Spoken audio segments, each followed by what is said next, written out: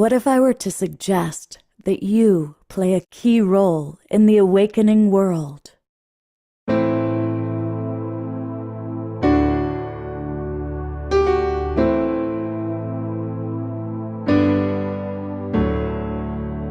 that you are watching this because you have heard the call.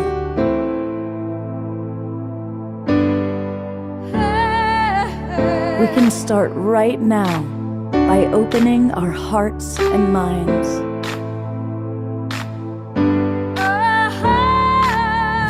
Welcome to the awakening world.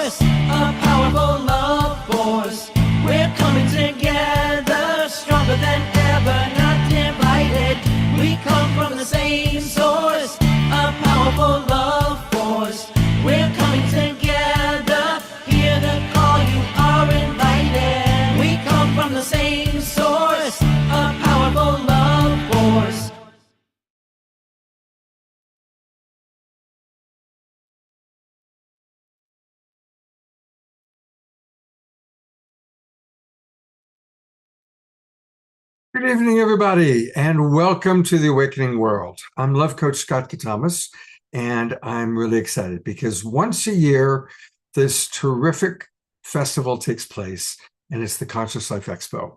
Every year, we're there, and we're actually going to be there broadcasting Awakening World shows from there. And so tonight is our annual preview show. We're going to kind of give you a preview of what's going to be happening at the Conscious Life Expo and meet some of the most dynamic presenters who are going to be at the Expo. And I'm really excited because I have my co-host once again. She was with us last year. Brandy Weld will be co-hosting and introducing presenters. And she'll be introducing people like Andrea Ramos. And we're also going to get to meet Wendy. And we have Dr. Clint Rogers with us when he turns on his camera, and Ismail Rez is with us. And we also have a pre-record with Elizabeth April and with Billy Carson. And the co-founder of the Global Peace Tribe, Deborah Giusti, the one who started everything with me 6 years ago, she'll be with us. And there's Clint, he's got his camera on now. We also will be hearing from Desiree and DR, who will lead some prayer. And as always, we start the show with music, and our house musical artist, the one and only Omashar. Take it away, brother. Yes, that would be me. And welcome, namaste, everybody. Welcome to all our Facebook and YouTube and streaming partners. So grateful to be with you tonight. And as we know, freedom comes with letting go.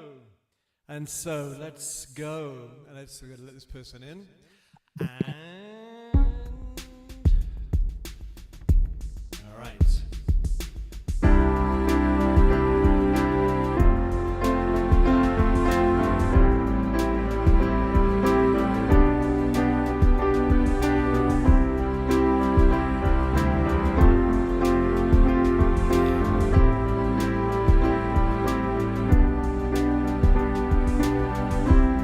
The open roads of this brand new start, the peace that flows through this loving heart, 'cause freedom comes with letting go.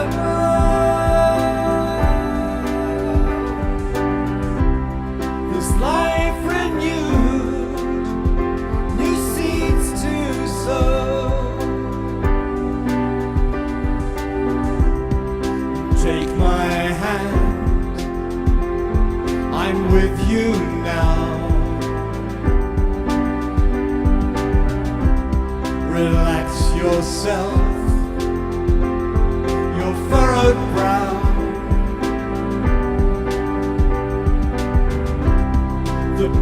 past has gone, so say hello.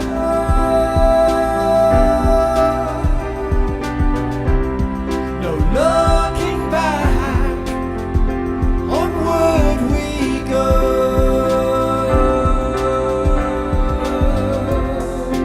This is the life awaiting us, with family supporting us.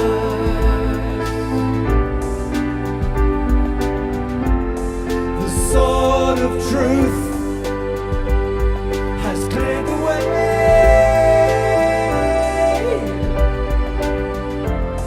for us to rise our brand new day.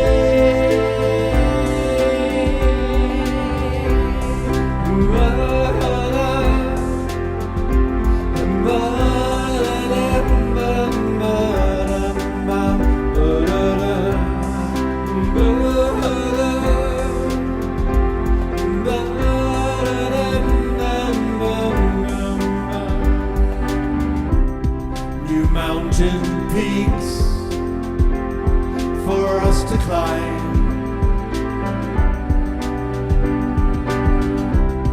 new roads to walk, no reason why.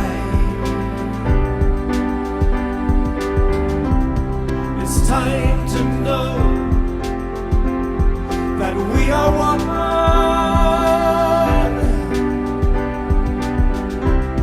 with all of life, the central sun.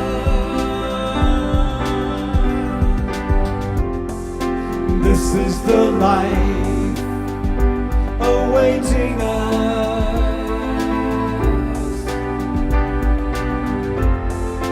with family supporting us.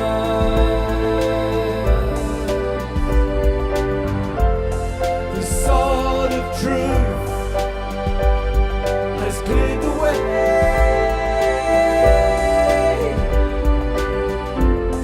for us to rise our brand new day.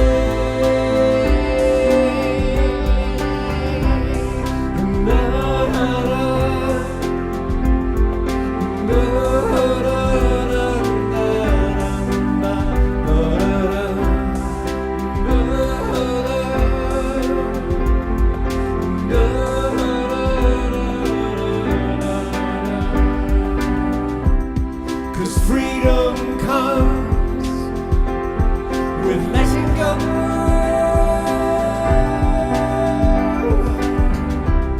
This life renewed, new seeds to sow.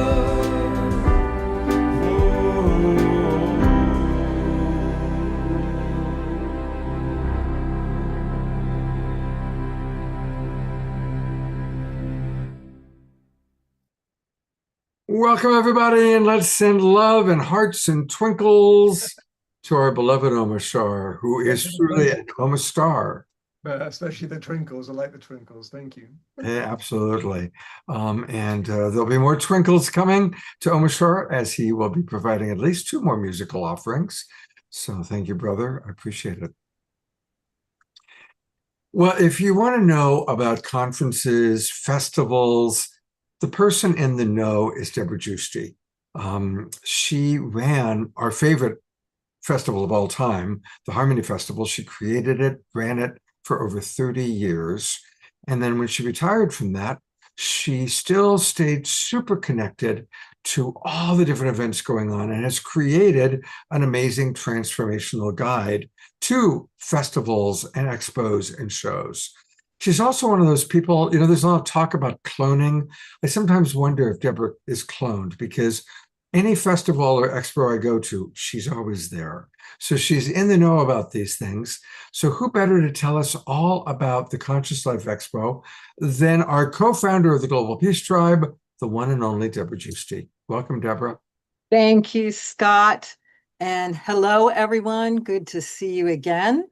And yes, I definitely want to come on this show and support Conscious Life Expo. I just love it. I think I'm one of the biggest fans. I've actually been there from the beginning. Conscious Life Expo has been going on for 24 years. Takes place in Los Angeles.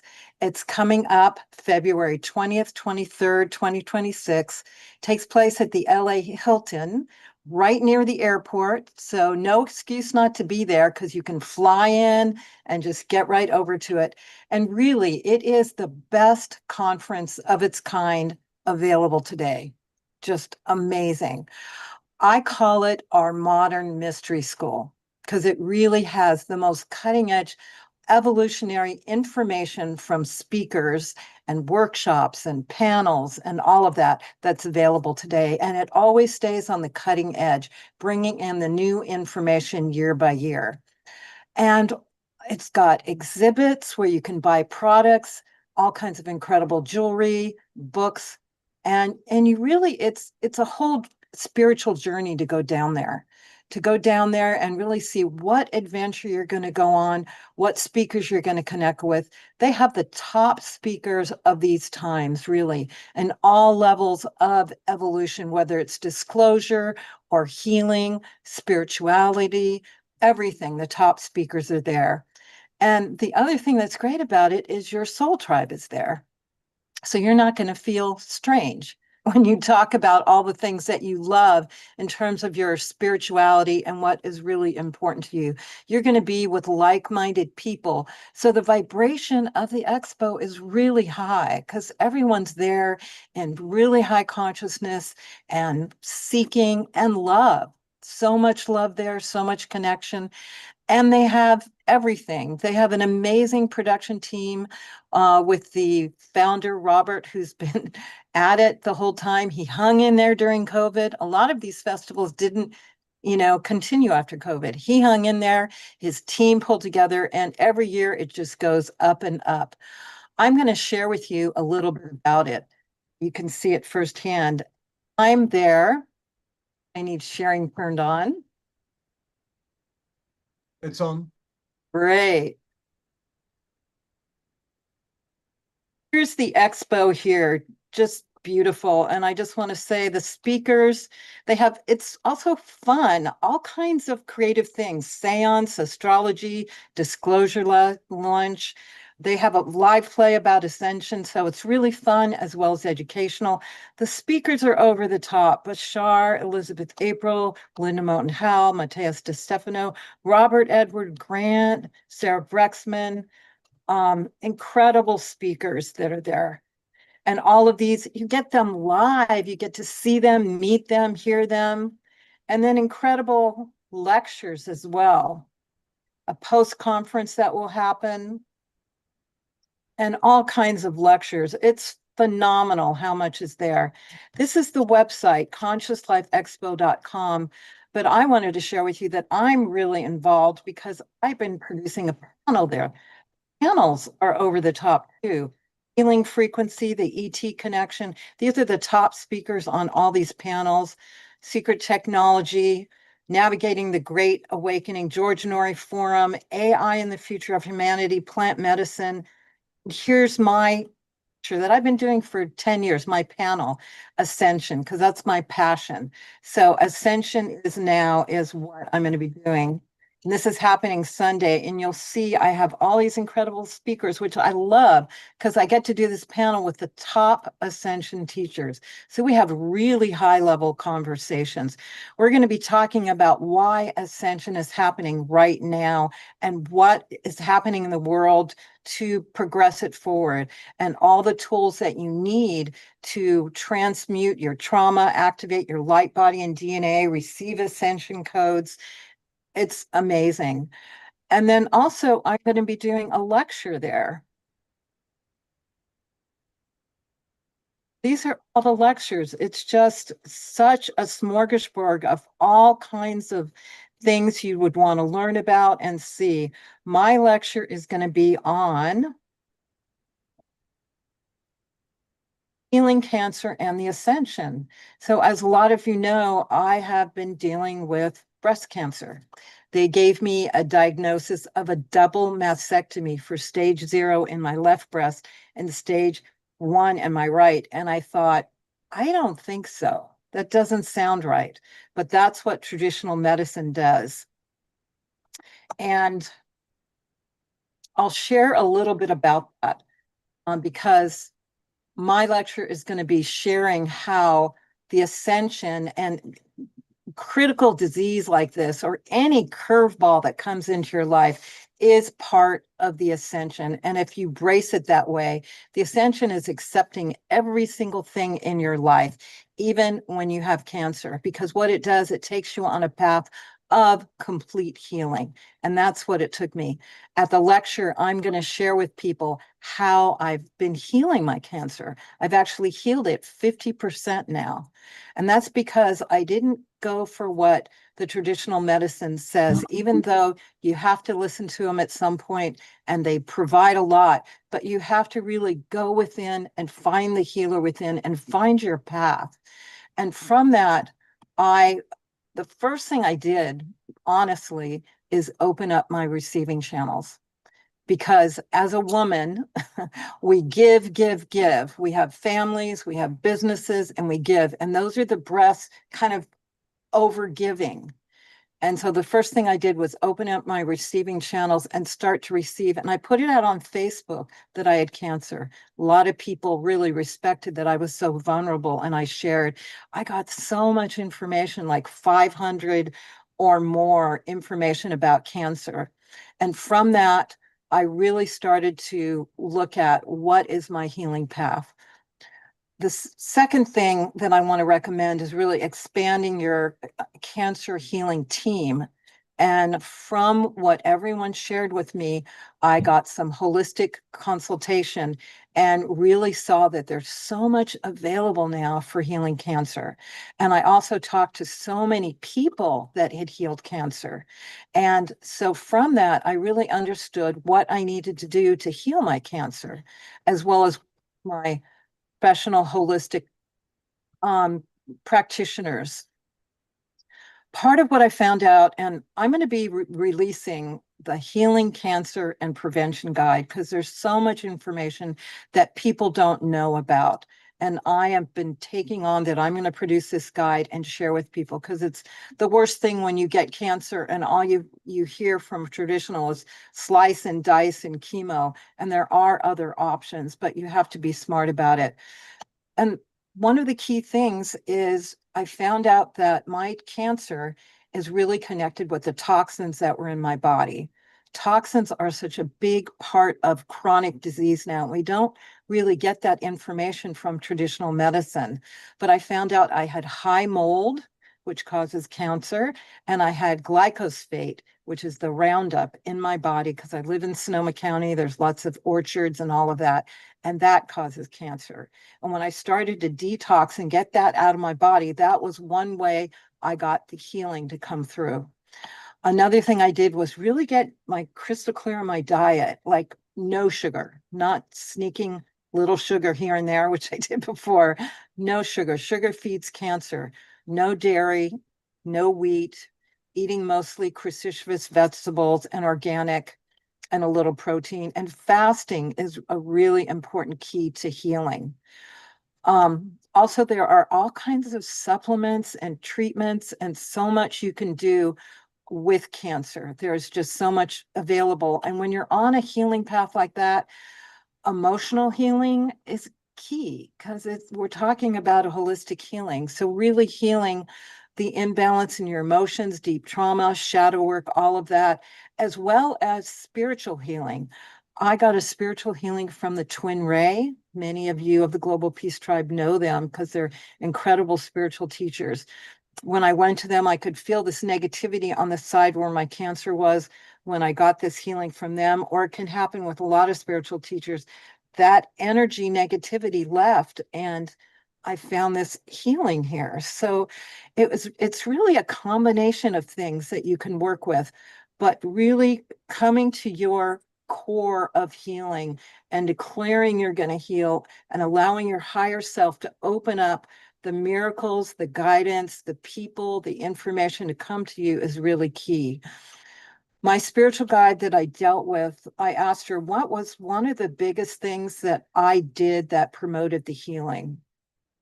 And she looked at all the things and she kind of tested, and she can kind of give me percentages. And she said, the biggest thing that I did was get healing and prayers for my community. So I know a lot of people don't want to be so vulnerable and say they have healing, but if you really tell your family and friends they love you, and they will heal and pray for you. And she said that was 100% in terms of giving me the energy to heal. And that blew my mind, because I do have people coming to me saying, I saw you on Facebook and I'm praying for you every day. So, and we know that works, but here's just proof of that. So there's a lot I could share about my journey. That's why I'm going to be creating this cancer healing and prevention guide in a really simple platform, because things are too complicated these days and it's got to be simple. And it's the worst thing when people get the cancer diagnosis and they just don't know where to go or what to do, except for what traditional medicine says. And I just want to create some pathways to show you the top cancer healing doctors that are kind of sharing what's happening, and stories from other people that are healing. One of my friends had stage 4 breast cancer. She tuned in like I did, and she was supposed to fast. She went into the forest and fasted for 30 days and then felt it was complete. She came out and her cancer was gone. So I have these kind of stories that I'm going to share. This is someone in our community. There's lots of people that are healed. And cancer is the number 2 cause of death now. And I believe it's because of our toxic world. And so getting the toxins out is a big part of it. So I want to thank you all, and thank you for your support, because I came on Global Peace Tribe. I shared my GoFundMe when it first happened, and I got a lot of support from everyone. And that allowed me to do the research, get some alternative treatment, and move forward with everything. And now, if you'd like to support me again, I'm asking for support to do the cancer healing guide, because I can't do it all by myself. Otherwise, I'll burn out again. I want to hire some people that can do some AI work, get all my information together and put it in a really simple form. So you can still support me at supportdeborah.com. That's my GoFundMe. If you want to pay it forward to the Cancer Healing Guide, because I'm going to make it by donation or free, because when people get their cancer diagnosis, I mean, it's a challenge financially, and I want this information to be out freely to people. So if you'd like to support me creating that for you and pay it forward, it's supportdeborah.com. And you can learn more about me at deborahjuicy.com and all that I do, because I'm still out there creating so many things. Like Scott said, the Transformational Events Guide, which has all the festivals happening. But most important, check out Conscious Life Expo. If you're not in LA, it's a plane flight, real cheap to go down there and stay real comfortable at the Hilton. It's amazing. So thank you so much. Oh, Deborah, thank you so much. And Deborah does so much for our community. So a reminder, again, if you go to supportdeborah.com, that then forwards to her GoFundMe. Or if you just go into GoFundMe and in the little search bar, write in Deborah Juicy, and it comes right up. And I want to thank so many of you. I see right off the bat, there's Jeffrey Colebrook, who's in the room with us right now. Thank you, everybody, for your contributions to Deborah. Yes, thank you so much. And I just keep it moving forward. She does. And then in terms of her website, just briefly, there it is. She is the goddess of creation. We had her on the show a few weeks ago talking about her new portal to transformational events. But if you haven't registered for it yet, do so now, because it's a great guide to all the events, including Conscious Life Expo. So thank you, Deborah, for getting us off to such a wonderful start. Thank you. Much love. Well, I'm really excited because I get to co-host once again with Brandy Weld, who has been just wonderful. And thank you, Brandy, for bringing in the presenters and all the extra PR and promotion you did. Scotty Satori pointed out that we've got 115 people in this YouTube channel watching. So that's more than usual. So thank you for all your efforts. And tell us a little bit about your relationship to the Expo. Oh, okay. Well, I want to first thank Deborah for giving us all of the positive kudos for Conscious Life Expo and sharing all the wonderful things that are going to be happening there at Conscious Life Expo. You know, there's a lot of like all the lectures that she talked about, and there's a lot of workshops and a lot of other things that are free too. So, you know, even if you don't want to, you know, pay, you know, the big money for the platinum pass or things like that. We have lots of free content as well. But yes, I am one of the producers of Conscious Life Expo, bringing, you know, mostly a big draw speakers or big draw content kind of thing for for Conscious Life Expo. And that's the predominant thing I do. I will also be speaking there in the post conference on doing a post conference with Andrea, the nurse medium, Andrea Ramos, for healing your heart on both sides of the veil kind of thing. So that is what I do at Conscious Life Expo. Do you want me to talk a little more about Conscious Life Expo right now, or? You know, since you're going to be introducing so many people tonight and all the support of other people, I want people to know about you. And actually, you can learn all about Brandy at her website, which is right here. And it's jumptoabetterlife.com. And so we're going to talk all about Conscious Life Expo all night long. But tell us a little bit about the work you do outside of the Expo. Okay, yes. So what I do is I heal ancestral programming, childhood wounding, and return people back to their essence so they can create and experience life from that place instead.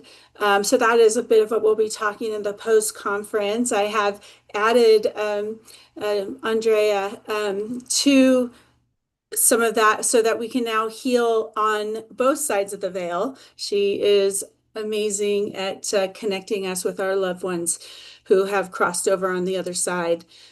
So, you know, yeah, full circle, because I've always have felt like a lot of times if we don't add that part of where we have a medium to do some translation for us, if we aren't able to hear directly ourselves, and a lot of times, even if we are intuitive, it's harder for us, for even mediums to even hear from their own loved ones. If they have to normally use another medium to even hear their loved ones.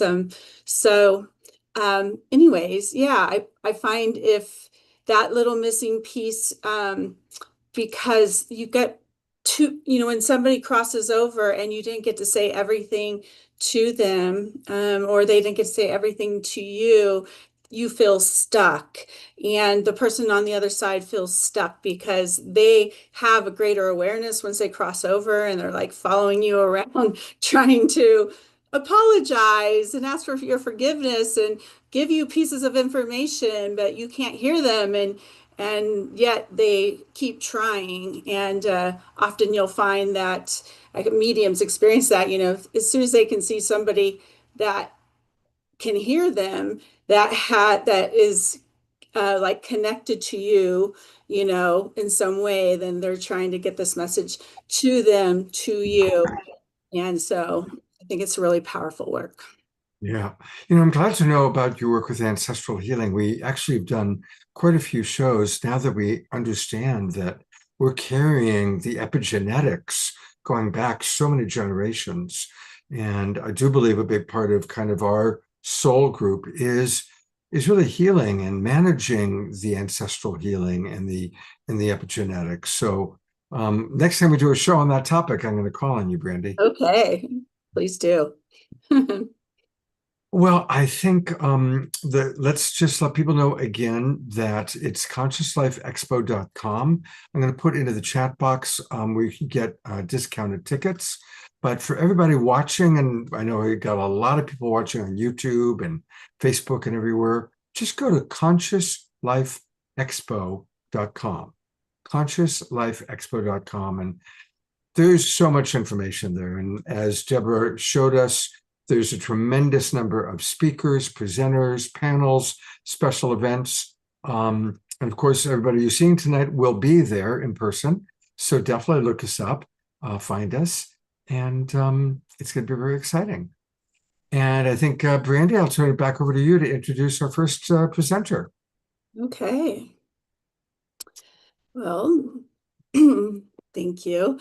So I already kind of mentioned her a little bit, but I'm very grateful to be able to introduce everybody here to a great, beautiful soul, Dr. Andrea Ramos. She's also known as the nurse medium. She is what many people call a unicorn because, she's not only a psychic medium, a medical intuitive, but she's also a trauma-informed mental health professional. She is a psychiatric mental health nurse. She does EMDR. She's also a functional doctor, and does a lot of work with people who have experienced trauma, including first responders, veterans, and survivors of human trafficking and sexual trauma, which it's been a lot in the news lately. There's a lot of that, unfortunately. So please welcome, Andrea. Hey, thank you for having me. I'm so honored to be part of all of this and see so many familiar faces from last year's expo on here, as well as a lot of new ones too. So thank you for having me. Yeah, I'm so excited that Brandy and I actually met Brandy in Sedona serendipitously, and she kind of approached me too after I was doing a big gallery event there on Missing Soul that she was helping with the search efforts on, and we were able to kind of connect and in that sense. And then it just kind of all happened from there. And it's amazing. I want to touch base on what you had said too. A lot of the work I am kind of a unicorn, I guess you could say, in all of the things that I do. And I'm a woman of many hats, but one of the most incredible things that I can do for somebody is connect them to their loved ones that have crossed. We've all experienced that, I'm assuming on here. I should never assume, right? But it's so true that we take on these things, whether it's old soul contracts that we hang on to, and then we experience these things in this lifetime. And you can, have a detrimental relationship with somebody here on this earth plane and have a beautiful relationship with that same person from the other side. So a lot of the things that Brandy and I have put together for this amazing retreat that we're going to be holding in Sedona in August is healing both sides of the veil and doing just that. So as a trauma-informed specialist, I, work with a lot of, she said, first responders, human traffic victims, couples, individuals, all sorts of things. But I looked at the whole picture. I've been a nurse and a trauma nurse for a very long time. I've done probably everything. And Deborah, you mentioned cancer. I ran an oncology unit, and it was actually one of the jobs that I disliked the most until I changed my mindset because I didn't love the whole chemotherapy and all of that. And that's what really, but it was such a blessing working in that field because it taught me to get to the root of things. And it's so true. What affects our mental affects our physical body on so many levels. And even when I'm doing mediumship, when spirit comes through, they show me how they passed. And that affects my physical body. But I also can understand the difference between what's happening within my own physical body and is the spirit sharing that. So I call it the pain body. There's many sheaths. Those of you that know, yoga and, and all these different levels of things, we have all these different sheaths and they affect my pain body. So like if somebody comes through and says, hey, you know what? I died in this car crash and I was pinned in the car, or, grandpa died of a heart attack. They're going to tell me a lot of times either their name or who they are in relation to you, whether it's the maternal side or the paternal side. And they're going to show that by affecting my pain body. So I'll feel a hit to my heart. A lot of times lately, it's always evolving, right? But they'll the other day I was reading for somebody, and it was a big family here at my studio here in Bonita Springs, Florida. And I know it doesn't look like I'm from Florida. I'm wearing, it's cold to me. I think it says on my car, it says 67 degrees, and I'm like, it's winter, yay. But anyway, I was doing this reading and somebody hit my head, and I felt a bullet go through my head, one side out the other.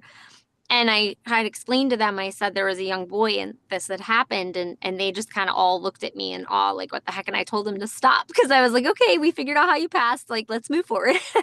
But he was really, he had suffered with addiction. And his biggest message to his mother, who was there, was how sorry he was, and all the things that I didn't know in the moment, that the same woman had been suffering with addiction. And one of the biggest fears for her was that she thought she stopped that in this family. And she was able to get that message from her son that he's now helping her continue that. And part of his journey of stopping and breaking that cycle was him having to pass. And so far, so good, knock on wood, nobody in that family has suffered from addiction since. But those are some heavy messages that we have to handle. And that can be very, that too can be detrimental to someone. So, it's an interesting dynamic for sure. And I'm also working on a couple really neat projects. And Brandy, I didn't even get to tell you about this, I don't think. I was just nominated as executive producer for with a project with the Dalai Lama. So I'll be going to India in May. And unbeknownst to me, that the Dalai Lama has been working with big universities such as Emory, Harvard on neuroscience, and that's pretty much my background. So on binaural beats, and doing EMDR the way that I do. I know, Brandy, you were gracious enough to let me be part of a press conference with the band member from Def Leppard, and he spoke a little bit, and I was able to speak with him and his wife about binaural beats, and she has the Raven Drum Foundation and such, and why his healing was happening when the beats were happening on either side. Well, that's EMDR. We're activating the left and the right side of the brain. And then we can trigger that with trauma. So we really, truly can't reprocess traumatic memories unless we're in REM sleep. But as smart as our brain is, it's not that smart, because we can recreate REM sleep through the EMDR. And you're wide awake. But we're triggering those memories, because if we try to go to sleep and we're thinking about that and we're stuck on that loop, guess what you're not going to do? Or if you're thinking about your trauma when you're trying to go, you're not going to sleep. But if we can get you past that, and we can do the things like Brandy and I are going to do in this retreat, and really get to the bottom and the root of this ancestral healing, then we can do things like EMDR. We can do things like mediumship. We can build this, because it's not a one size fits all. It's not. EMDR is not going to be the cure to everything. Our shadow work is not the cure to everything. This is why a global tribe like this is so important, because every single thing that each and every one of us is bringing to the table is an integral part of our healing. Yeah. So even if it's something that just seems so far-fetched, because I walked around the expo and I'm like, oh my gosh, be open to hearing about it, because that aspect of it could be like world-renowned in your healing. Yeah. So I'm excited to definitely be there for sure. Again. And we are excited to have you there. Andrea, your energy is beautiful. And thank you.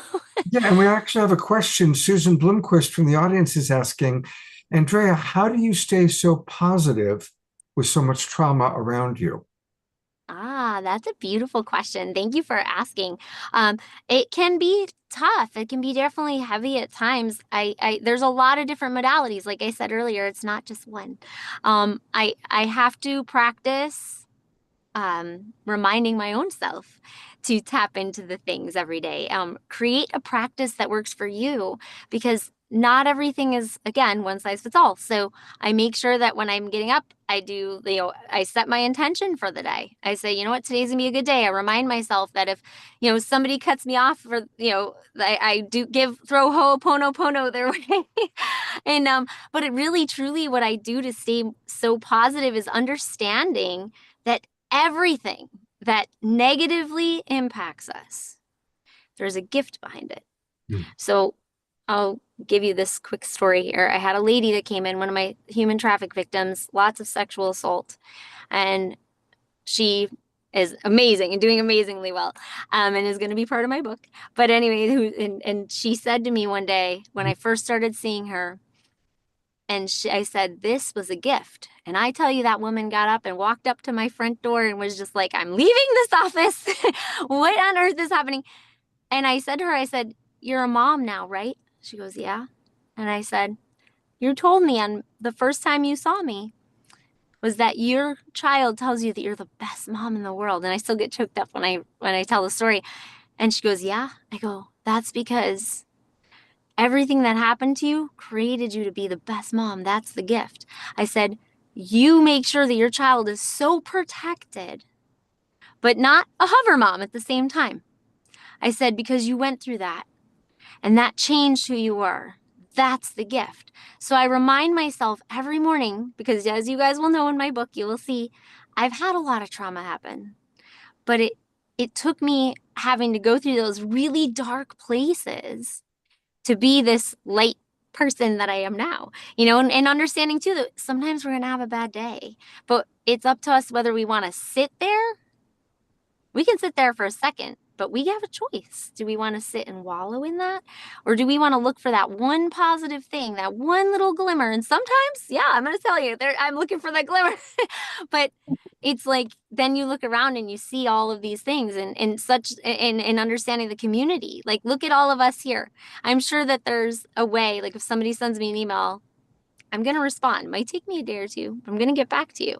So find your tribe, find your people that are going to lift you up when, you have that, but don't let them fix the pieces. Just have them help you get the pieces back. Because if we try to mold it for you, it's never going to be the way you need it. So find the people that are just going to help you pick up the pieces and say, hey, I'm going to sit here with you. If you need me to hand you a glue stick, I'm here. But I'm not going to fix it for you, because then I'd be taking away your gift. It's beautiful. Thank you so much. Oh, thank you. Yeah, that's very, very lovely. And Eleanor Joy in our Zoom room just wrote, such words of wisdom you were sharing. Thank you, Andrea. Oh, thank you. Now tell us a little bit, because the two of you are doing an event as part of the after show. So this might be a good moment for Brandy to explain a little bit about what happens on Monday and what you two are going to be doing at that time. Okay, yes. Well, first I want to say that Andrea will be speaking on Saturday, first on February 21st from 6 p.m. to 7:30 p.m. And she's going to be doing, live readings there.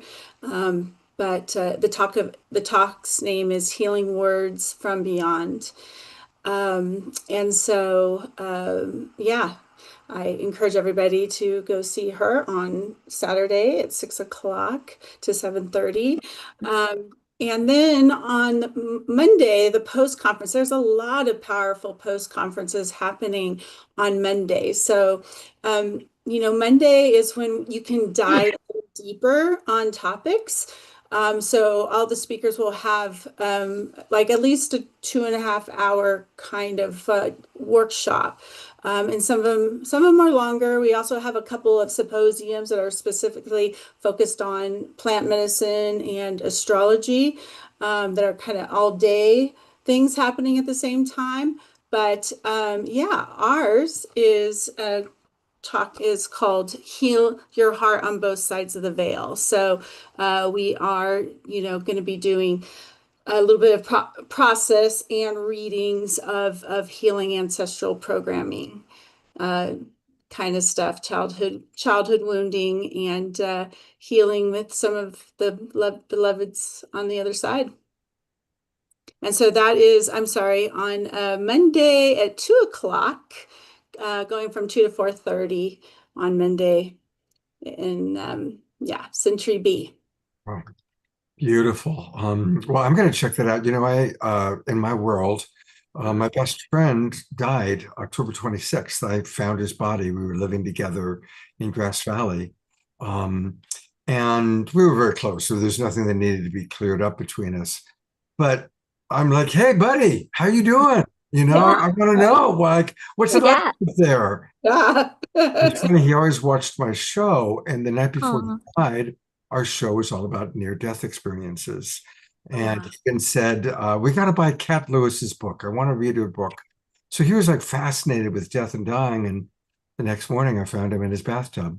Um, Wow. so I would love to, if you can tune into my buddy Lucky, I would love to, uh, Yes, you know, s- absolutely. yeah. So we'll have to see if we can make that happen.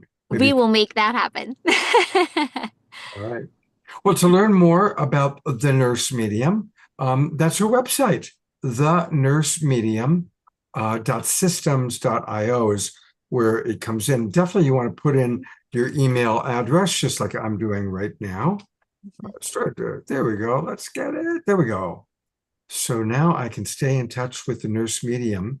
Is there anything you want to make sure that our audience that's watching knows about in terms of, obviously, the Conscious Life Expo events? Anything else on your website you want me to go to? Well, it's kind of neat, this website, and people get very confused because it's the nurse medium, but then I'm a doctor and they get confused by that, right? It's a doctor mostly in functional medicine and then obviously the EMDR therapy aspect of it. But it's kind of neat because you're going to get what we call the healing channel when you sign up. We don't sell your email or anything like that. It's just myself and my amazing assistant, Kristen, and we let people know like where I'm going to be. I go on a lot of tours all over the place. So if you can't get to Conscious Life, which I really hope you are going to get to Conscious Life because it's way cool.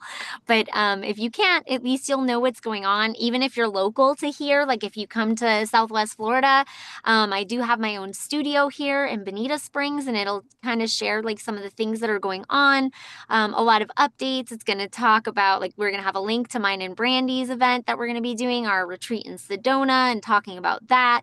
Definitely about like the movie, anything and everything that is going on. And I also love to promote other people. So if there's something that maybe one of you guys are going to be in my area, I think that it's so important. There's so many mediums out there, and there's so many people that are just like all of us that are doing the same things. But the beauty of that is that we all don't have the same energy. So maybe they're not supposed to come to me. I had two mediums the same night, back to back when I was in New York, and everybody's like, oh, well, maybe we should change you and put you on a different day. I was like, no, because the people that need us are going to find us. They're going to be attracted to that energy. So I also like people to let me know. So if I can help support them in any way too, I love that. I think we should all be supporting each other. That's why we're a tribe, right? Yes. Absolutely beautiful. And maybe you said it and I missed it. When's the retreat the two of you are doing in Sedona? When's that going to be? It is August 22nd through the 29th. Okay, August 20th. That's a good time to be in Sedona. It's a It lot is. if the thunderstorms come in, the Oh, monsoon season. August yes. is monsoon season, which is really cool. I really like It is. It's a yeah, perfect kind of energy to kind of clear out whatever needs to be cleared out. It definitely, even from the mediumship side, like sometimes when these big storms, I know like here we get a lot of hurricanes, and it's like when those storms come in, it clears that energy, and it also just it really stirs up, and spirit loves shifts in energy. So I mean, what a perfect time frame to be doing that. Okay, so August 22nd to 29th, that's the time for us to be in Sedona, Arizona. And Yeah, it's let's definitely, between now and then, I'd love to have the two of you back on the show talking more about your work. And that way we can promote it a little bit closer to the time. okay. Wonderful, thank you. Perfect. Thank you. Andrea, thank you. And I'm going to look you up when we're at the expo. Let's definitely connect because I'd love We to will. take my buddy Lucky. That'd be really fun. Wonderful. I would love that. I'd be honored. Thanks. Good to meet you. Thank you. Great to meet you. All right. Well, Brandy, we're going to roll right on with our next guest. So I'll let you do the introduction. Okay.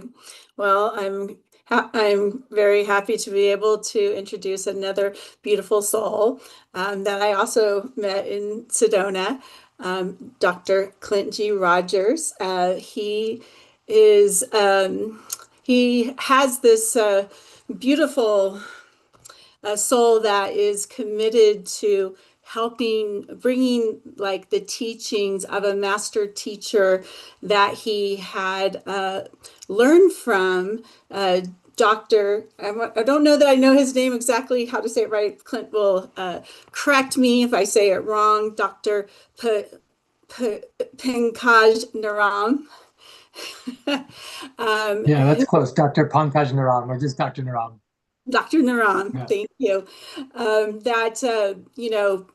Had he was like looking for, it's not something he was looking for to get into, as he was, a researcher at the university, was not very focused on alternative medicine at all.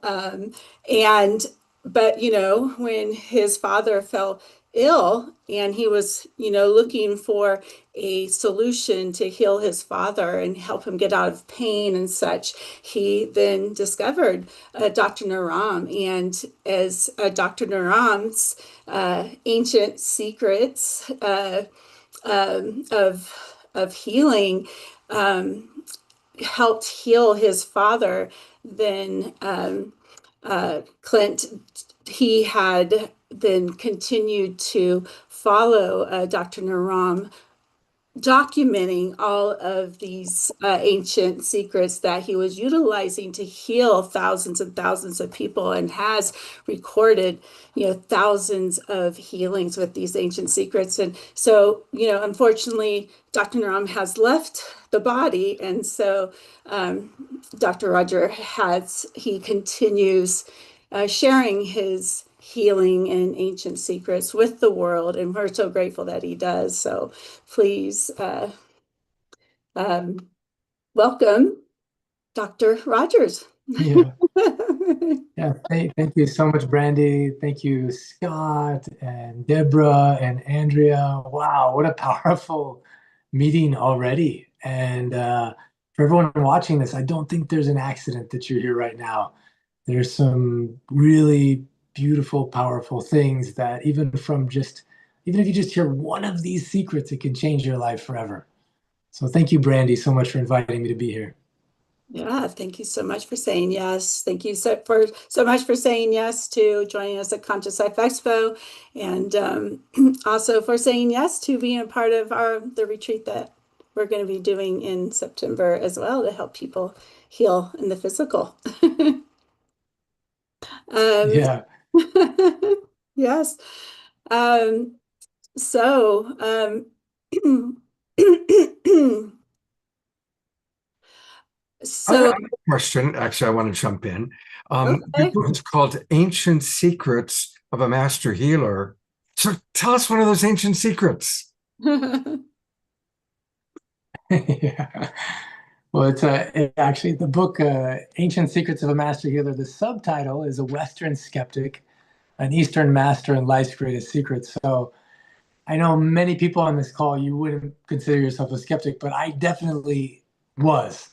And I saw things that didn't make any sense to my Western mind, graduating from a university. I thought that if there's solutions to our health challenges, that would come from our highly funded universities or doctors. But then I saw this master healer do stuff that looked impossible. And my brain tried to discount it, say it must be placebo, this.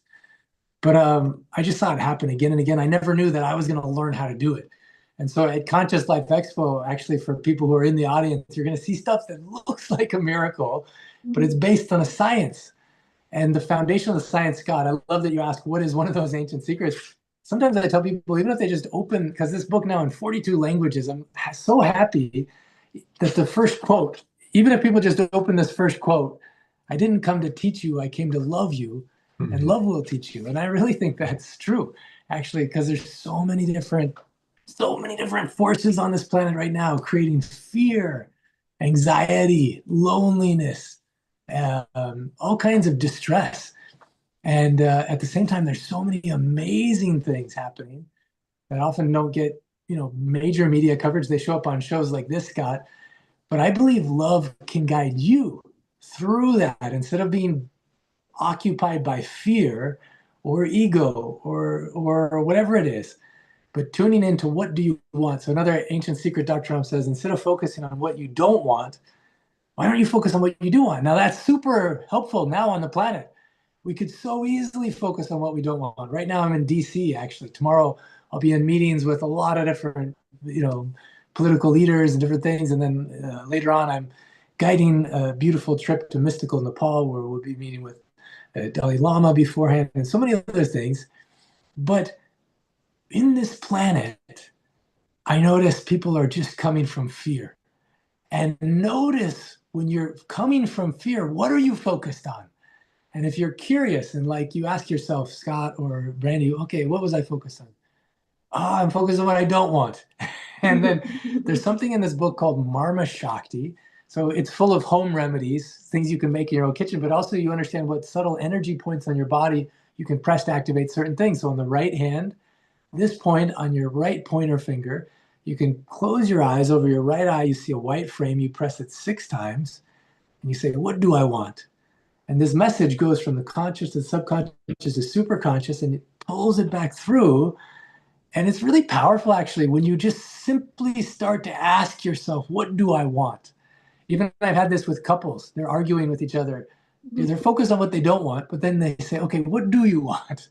And it changes the brain, actually. So that's one of the secrets, but there's a lot more to it than that. But I've seen when I went there originally as a skeptic, I saw people who were paralyzed walk. I saw people with frozen shoulder get full mobility. I saw people in coma come out. I kept thinking it's placebo, but then I saw it works on animals, it works on babies. And these powerful ancient secrets were preserved by these masters. The original master was Jivaka, who was the physician for Buddha. And it was passed down master to student, thousands of years. When I see what's possible today, it gives me a lot of hope and excitement. And I think that when you see it, for me, it scrambled my brain. and then I got excited that this exists on the planet and that nature itself is so powerful. Yeah.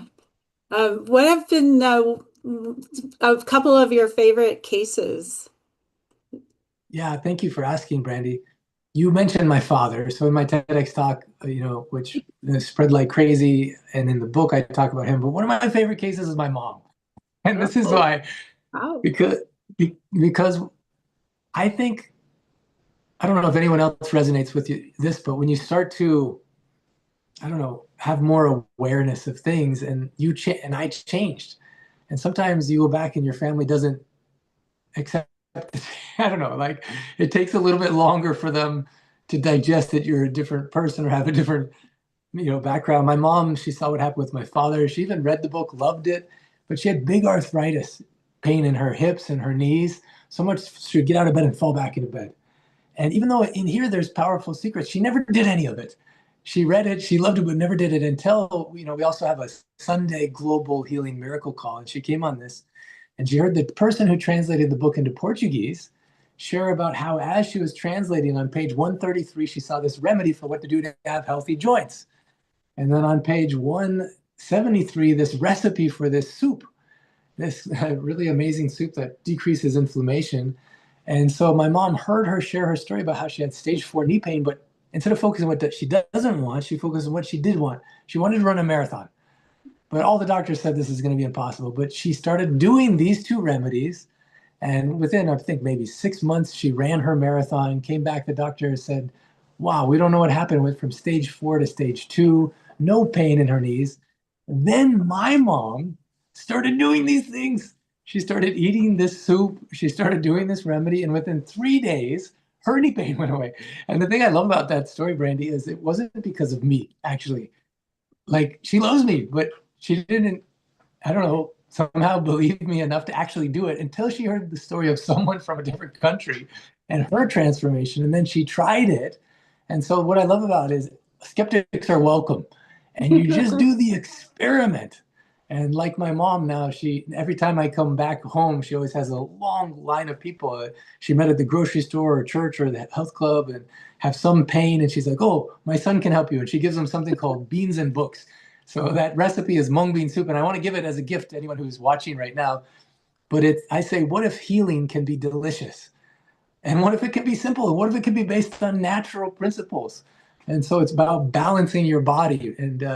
And like Brandy and Andrea said, I'm actually going to be supporting them at this retreat in Sedona. Now I live in Sedona at the end of August, where you'll actually have, I call it a delicious detox. Yes. And so what if even detox can be delicious? Yes. And you, in addition to that powerful stuff they're doing on a metaphysical level, we take care of your physical body in such a way that the transformation can anchor in. Yeah. Yeah, beautiful.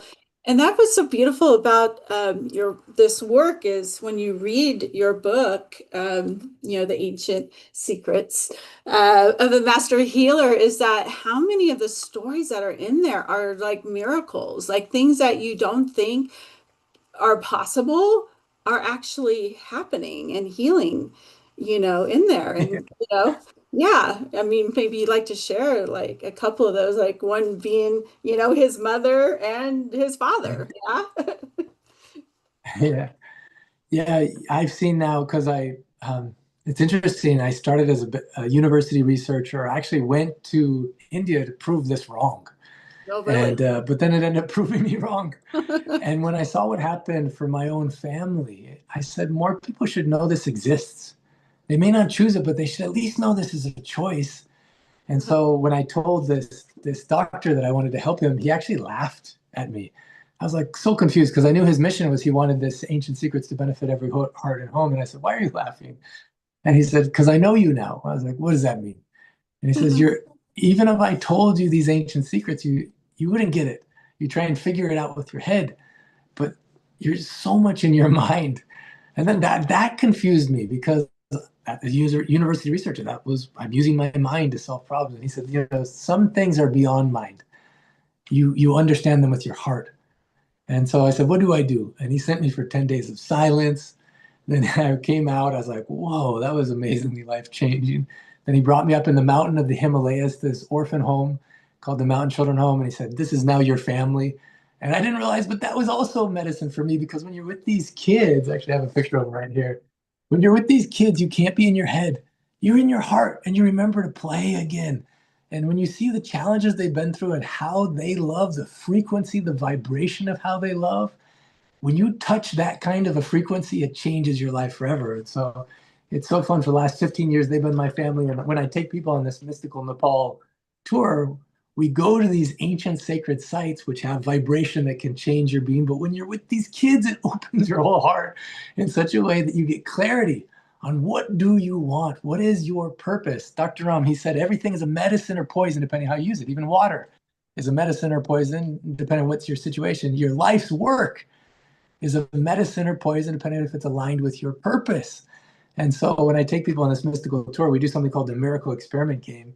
And everyone has an amazing experience where by the end of it, you get clarity on, oh, I had so much programming from all of my life and focused on what other people wanted for me. But now I'm clear on what do I want? Why am I here on this planet? I promise, if you forget everything else, whoever's watching, you are here on this planet for a reason. I love Andrea. She talked about how our challenges have gifts. On page 29, Dr. Ram's master says, every adversity, every difficult situation or heartbreak has within it the seeds of equal or greater benefit. And I believe that's true. You're here on this planet now for a reason. And this is the most exciting time to be alive. Yes. It's just beautiful, Clint. And we've got actually a question from the audience.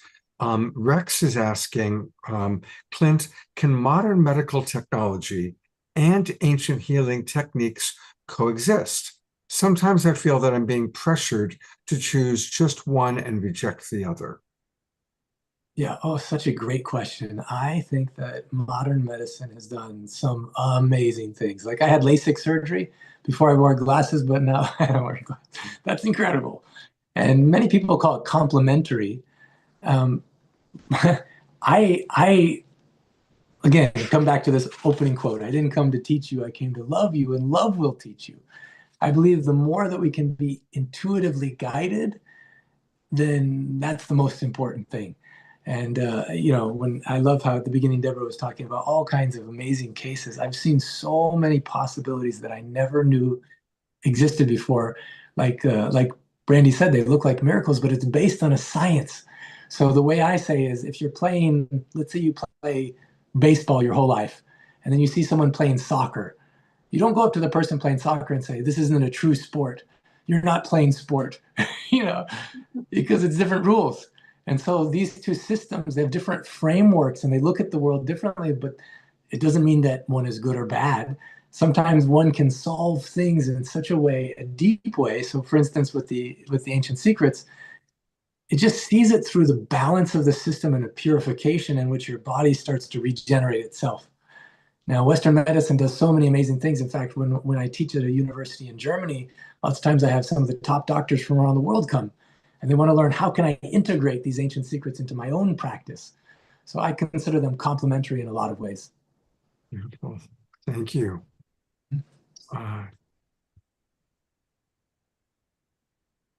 Not sure if Randy, you have another question, but if you don't, I would love to have you. I'm looking at your website, and obviously your love of children is powerful. And it's interesting going to your website, and the very thing is supporting children. So tell us a little bit about this. Yeah, well, this was what I said when I went to learn these ancient secrets from Dr. Ram, and he said, you're too much in your mind. The first thing he did is send me for silence. And second thing is to this orphanage. And he said, this is now your family. And, you know, Scott, it's interesting because for someone who uses their mind for their profession, when you are with these kids, you cannot be in your head. You're just in this heart energy. And whatever problem you think you have, it's nothing compared to what these kids have been through. And if they can come to a state of loving and play, then anyone here on this listening now, you can use those challenges and see that every challenge has within it seeds of equal or greater benefit. Come back to the question of what do I want, and then let love guide you, and also let play guide you. I think we can be so much more curious on this planet. The amount of access we have is crazy. We can learn the most amazing things from experts on this planet, almost anything. And also, the more we tune inward. And one of the reasons why I moved to Sedona was because I just wanted to go more and more inward. I think however much everyone thinks the world changed a lot in the last 5 years. I think it's going to change even more in the next 5 years. And so as people are becoming more and more addicted to technology, so many romances with AI or so much loneliness or whatever, I think that I'm personally here on the planet to be an ambassador of joy, to remind people to connect again with nature, with the natural laws, connect with each other in authentic relationships, be vulnerable in a way that you allow yourself to be loved. And then you're not doing things to prove things to earn love. And I think honestly, Scott and Brandy, so much of us on this planet, we don't realize it, but we're trying to succeed or whatever to try and earn love. Well, what if you're already loved? Then what are you going to do? And so that process, in fact, at the end of each chapter in the book, I ask you certain questions. And the whole point of it is to guide you at a place where you get clarity on, okay, if I'm already loved, if I'm already lovable, then what would I do? What would I be? What do I want to spend this precious day of my life doing? And so there's powerful questions that can lead you to discover that. And I can't think of anything that's actually more important to do. You know, you can actually have more abundance than working at jobs you hate. You can have more fulfillment than being in relationships that, you know, are I don't know. I just feel like there is more reason to feel hope, happiness, and health now than ever. You know, I totally agree and with then I want to give some gifts. There's even just to prove it to yourself, there's some simple remedies. And I want to give people some of those gifts if you want, where you can actually practice by making stuff in your kitchen or. Beautiful. Well, definitely we're going to get to your free gifts in a quick moment. I just want to read a couple comments that have come in from our audience, because I always love to include our Zoom roomers. Dia Therese writes, Dr. Clint, I love your love. I bought my Ancient Secrets book years ago, and it's fabulous. Your teachings have been part of my lengthy journey of becoming aware of my wholeness. I love your exuberant sharing and your love to assist humankind. Namaste. Omashar says, Dr. Clint, the ambassador of joy. Eleanor Joy writes, so much wisdom is being shared right now. The cells in my body are strongly resonating. Connie writes, yes, as Clint says, it is a conscious, loving universe. It's all love, even the things we see as not love. So I wanted to make sure that you heard some of those comments coming in from our Zoom roomers. And yes, Oh, thank you so much, everyone. you have offered free gifts.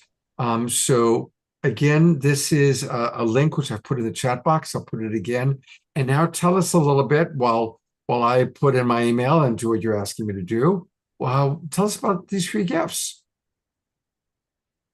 Yeah, there's so many things that are accessible in our own kitchen or points that you can press on your body that make a big difference. And so, like we have even something called Ancient Secrets Cookbook, Ancient Secrets for Pets, and we're about to release Ancient Secrets for Emergencies. And we've helped so many people in disaster areas. Now, always call 911 if there's an emergency, but what if the phone doesn't work? What if the roads are broken up because of an earthquake, or the ambulances or hospitals are full? Why not learn what's in your own kitchen and what points you can press on your own body that can help with such extreme cases as when blood pressure is high or anxiety is there, or how to heal wounds, or these masters for thousands of years identified powerful things that you can do, and ingredients in your own kitchen, how everything is a medicine or poison depending on how you use it. So you can be a big instrument. And what if you just learn one secret that maybe even saves someone's life? I've seen people even who just have this book, and just from this book have told me stories about how they helped save the life of one of their family members. And I'm like, wow, that's amazing. So why not empower yourself? Definitely call 911 if there's an emergency. But what if your phone doesn't work? Why not empower yourself to learn what healing things are around you? Even so many things we think are weeds in our yard are actually medicinal, such powerful medicines. And so why not learn what are those things growing in our own garden and in our own kitchens? Beautiful. Yeah, and then also that recipe for soup, it's called mung bean soup, and not moonbeam, but mung bean. And it's really delicious, powerful thing where even if you just start that one recipe, like that was what my mom did, where so much of her joint pain disappeared, because it removes a lot of inflammation and it helps in a lot of ways. Beautiful. So for everybody watching, again, you can find all these wonderful things by going to myancientsecrets.com. Myancientsecrets.com is where a good starting point for all things Clint Rogers. Definitely do what I just did. Put in your name and information. Sign up to get some free remedies, recipes, tips, and much more from the Ambassador of Joy, which you are now have been dubbed here for our Global Peace Strivers. And yeah, and then I'm excited for you to come to Conscious Life Expo. I have some real special things I'm going to do on the 20th. I can't remember, Brandy, what time my presentation. I think it's 4 o'clock. You are 4 o'clock on Friday. Yes. Yeah. But when we're in person live together, there's certain things that you can witness that will look like a miracle, but it's based on a science. And when you see that happen, it fills you with such an interesting sensation of hope and possibility that whatever is happening on this planet, you know that you're here to be part of the solution, not part of the problem. And that, we don't have to let fear and ego rule us and guide us. We can let love guide us. And by letting love guide us, infinite things are possible. Beautiful. Absolutely beautiful. Brandy, I'm so grateful that you invited so far. I mean, my gosh, back to back, Andrea and Clint, just beautiful, beautiful souls. Thank you so much. And Clint, we'll look forward to seeing you. Andrea's right here, so I'm going to bring her up too. So thank you both for getting us off to such a beautiful, beautiful start. Thank you. Yeah. Looking Thank forward. you, Scott. Thank you, Brandy. Thank you, everyone. You're good. Thank you. Absolutely. Well, we're going to be back, of course, with more of our amazing people, including Brandy. But it is time briefly for some Global Peace Tribe announcements. And we're going to keep it pretty quick today, but want to let everybody know that truly, if you are interested in coming to the expo, let me know. Let's make sure we connect while we're there. Also wanted to remind you that I think it was last week that we had this wonderful show where we showed excerpts from Hannah Bork's upcoming show called Let the Wind Sweep Through, a Conference of Birds. And on Thursday night, February 12th, that's the night that Eden Amador and I have kind of decided that we want to bring some global peace drivers. So for you, those of you in Northern California, in the Bay Area, if you're interested in coming to see the show, we'll have dinner beforehand, shows at 7. So we'll all meet in San Rafael on around 5:30 p.m., probably at a Thai restaurant. And then we'll go see the show and then maybe hang out for tea afterwards. So that's going to be Thursday night, February 12th, for any of you who want to see that show. And then I always like to let people know about what we've got coming up. Just like we collaborate tonight with the Conscious Life Expo, we are going to be collaborating again with our friends from Portal to Ascension. And Neil Gar will be co-hosting with me. And we're going to be focusing on a lot of very mystical consciousness stuff. We've got a great lineup. Vivian Chavez, if you want to meet an alien, if you really say, I want to meet an ET, well, guess what? That's Vivian. She is a genuine hybrid. She's the real deal. And our audience loves her. Laura Eisenhower, the granddaughter of the former president and the man who was the head of all the military forces in World War II. And she has extraordinary experiences. And our beloveds, AJ and Tom, the twin channels, will be with us. Peter is Vivian's husband. And of course, you all know Ellen Steinfeld, who will bring us the latest of what's happening with Making Contact. And beloved Omashar providing musical offerings. So that's what we've got coming up on Saturday night. And speaking of Omashar, it is that time for our mid-show Omashar moment. Here he is.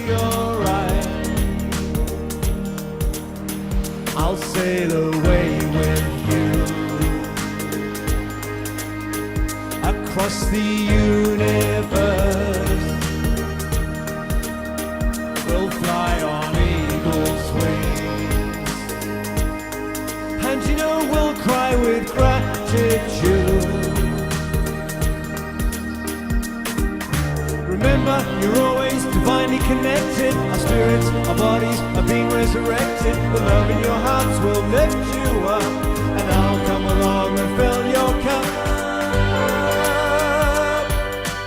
I am you.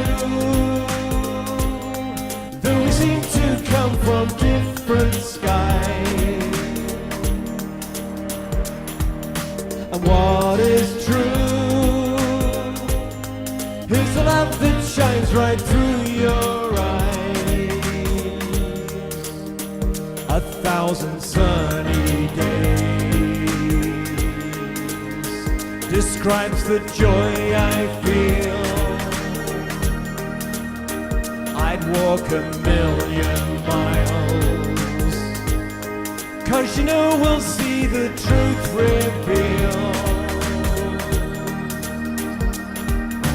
Remember, you're always divinely connected. Our spirits, our bodies are being resurrected. The love in your hearts will lift you up, and I'll come along and fill your cup. I am you. Though we seem to come from different skies, and what is true is the love that shines right through your eyes. Here we go.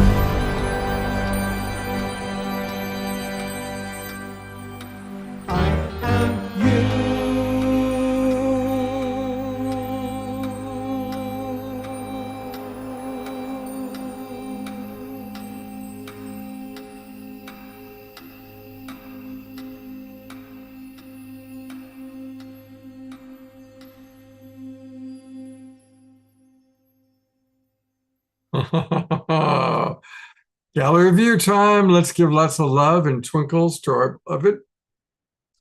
Love it, Twinkles. Yeah, that's my second name, Mr. Twinkles. Hey, I'm going to put the spotlight on Susan for a moment because, as you all know, we're beginning to do this new program where we highlight members of the Global Peace Tribe. And this Saturday night, we are going to be highlighting Susan. I'm learning all about her. And one of the things that I discovered is that she has a wonderful book of poetry, which I immediately went out and bought. There it is. So we're going to learn about her poetry book, and Susan's going to be our next Meet the Global Tribers, Peace Tribers, I should say. So we're looking forward to getting to know all about you on Saturday night, Susan. She always dances, and she goes around and around and around in a circle. I always worry that she's going to get like dizzy and faint. Have you ever noticed that? She's always one of our best In her dancers. past life, she was a whirling dervish, so she's good. There it is. I think that sounds about right. Does that work for you, Susan? Can you relate to that? Yes, spinning away, and I'm going to get everyone to write a little if we have time. Yes, Fantastic. delighted. So we'll see you on Saturday night. All right. We've got two more amazing presenters live in the audience, and then we've got two amazing pre-recorded videos. So I'm going to go back to our co-hostess with the mostest, the wonderful Brandy. Thank you. So our next guest, I'm really excited to actually meet her in person. I do believe this is her first time actually coming and speaking at Conscious Life Expo. I was very intrigued by her topic and subject that I really wanted her to come share with the tribe more about it. So Wendy Rice, she is author, and she has a book and a podcast about the living the moon cycles. And she also is an oracle who streams 11th Alliance, which is the 11th dimensional unified consciousness. And the 11th Alliance is a collaboration of collective intelligence of the 11th dimension with the initiative of co-creating a new world where unified consciousness is the source of truth and direction. So please welcome Wendy Wrights. Hello, Brandy. Thank you so much for having me on the show, and thank you, Global Peace Tribe and Scott and everyone. I'm just enjoying this incredibly. This is great. Yeah, as Brandy just mentioned, I am an oracle, and I have been downloading sacred geometry for 25 years, and I have developed a relationship with the 11th Alliance, and it's a collaboration of many people who are streaming unified consciousness right now. And we have created co-create.global, which is the platform for 11th Alliance. And we have been guided to create 3 different software programs that you put your birth date in. And these programs show you the illumination of your consciousness because we are illumination. That's the basis of consciousness. And so we have taken one of these software programs and we've built it out as living the moon cycles. So the 3 software programs are your identity map, your illumination map, and also your life map. And those 3 things are the harmony within your consciousness. And so when you start to learn according to these maps about your consciousness, it brings harmony and balance into your consciousness. And so living the moon cycles is truly what we're talking about when you say that. We have been living the sacred geometry within cyclical time for 6 years now. And this has been a huge collaboration. And over 1,000 people have tested these programs, and we've done discovery sessions, workshops, classes, and now we have a podcast. And on our podcast, what we share, it's a conversation between myself and my 2 good friends who are also highly intuitive, and they stream the 11th Alliance. And we have a conversation about the practical experiences of living sacred geometry every day.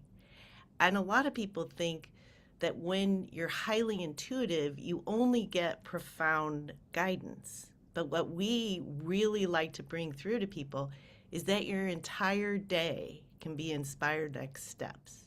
And when you live this, which is what I've been doing for 25 years, it just changes your life. Like, I never knew I would be creating software programs and building websites and, meeting these incredible people that are collaborating with us. And so we're going to be at the Expo, which is really exciting. And meeting Brandy has been great. Immediately, we were having the greatest time on the phone when we were signing up for the booth. We're figuring out what we're going to do and everything. And the Conscious Life Expo is so accommodating especially for someone new like us. We've done a few smaller expos, but this is our bigger one. And so our booth is really fun. We have 2 kiosks that you can walk up to, and you can put your birth date in, and there's a little printer, thermal printer, that prints out your illumination map. And this shows you when you were born in the moon cycle. And how we understand the sacred geometry of that is the part you play in the world, in what everyone's describing here as the transformation or ascension. And so when everybody knows when they were born in the moon cycle, then they know the part they play. And when we all play our parts together, it's like this beautiful orchestration that goes on. And so when you're living the sacred geometry within your consciousness, your body is actually an instrument that's playing according to the natural rhythms. And it syncs with that. And so living the moon cycles is really about we teach you simple sacred geometry. that then you understand, you see that in the moon as it's changing illumination throughout its cycle.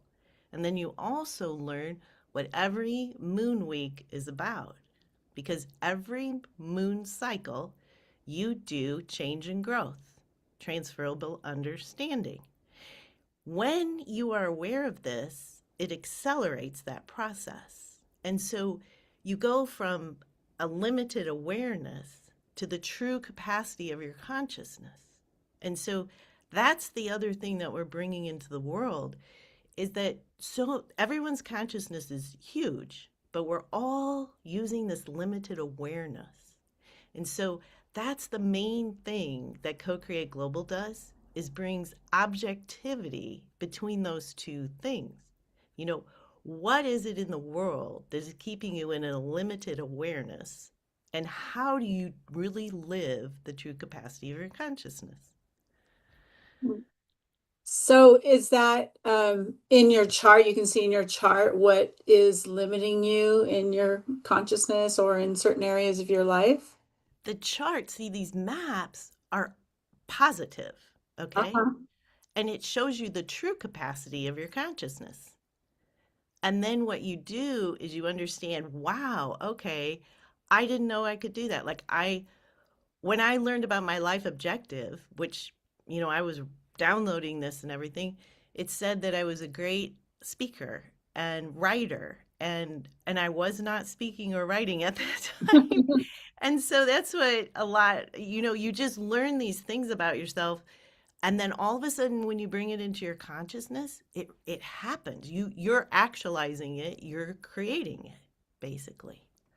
And so our booth is really fun. We're going to have 5 co-create collaborators in the booth. We're going to have to take time, I mean, because this is long stints for the whole day. But when you come to our booth, you will print out your illumination, and then we stream your higher consciousness or collective intelligence on the spot with you to understand your map. Stream it meaning, yeah, as far as channeling it, kind of what comes Well, with see, alliance this or this is what took me a while to understand how I knew I was an oracle, because unified consciousness is different than channeling. So when you're bringing unified consciousness into this reality, you're streaming it. Compared to channeling, you're holding yourself to a channel of it. And so when you stream, since it's unified, you're streaming across a very large spectrum. And that's why people can just walk up and we can just immediately just start streaming their consciousness. okay.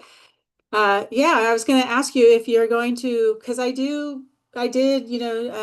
print out my chart, but I didn't totally understand it. So I was wondering if you will be in your talk kind of describing the different things that you can find in your chart and what each Yeah, one of them yeah. means.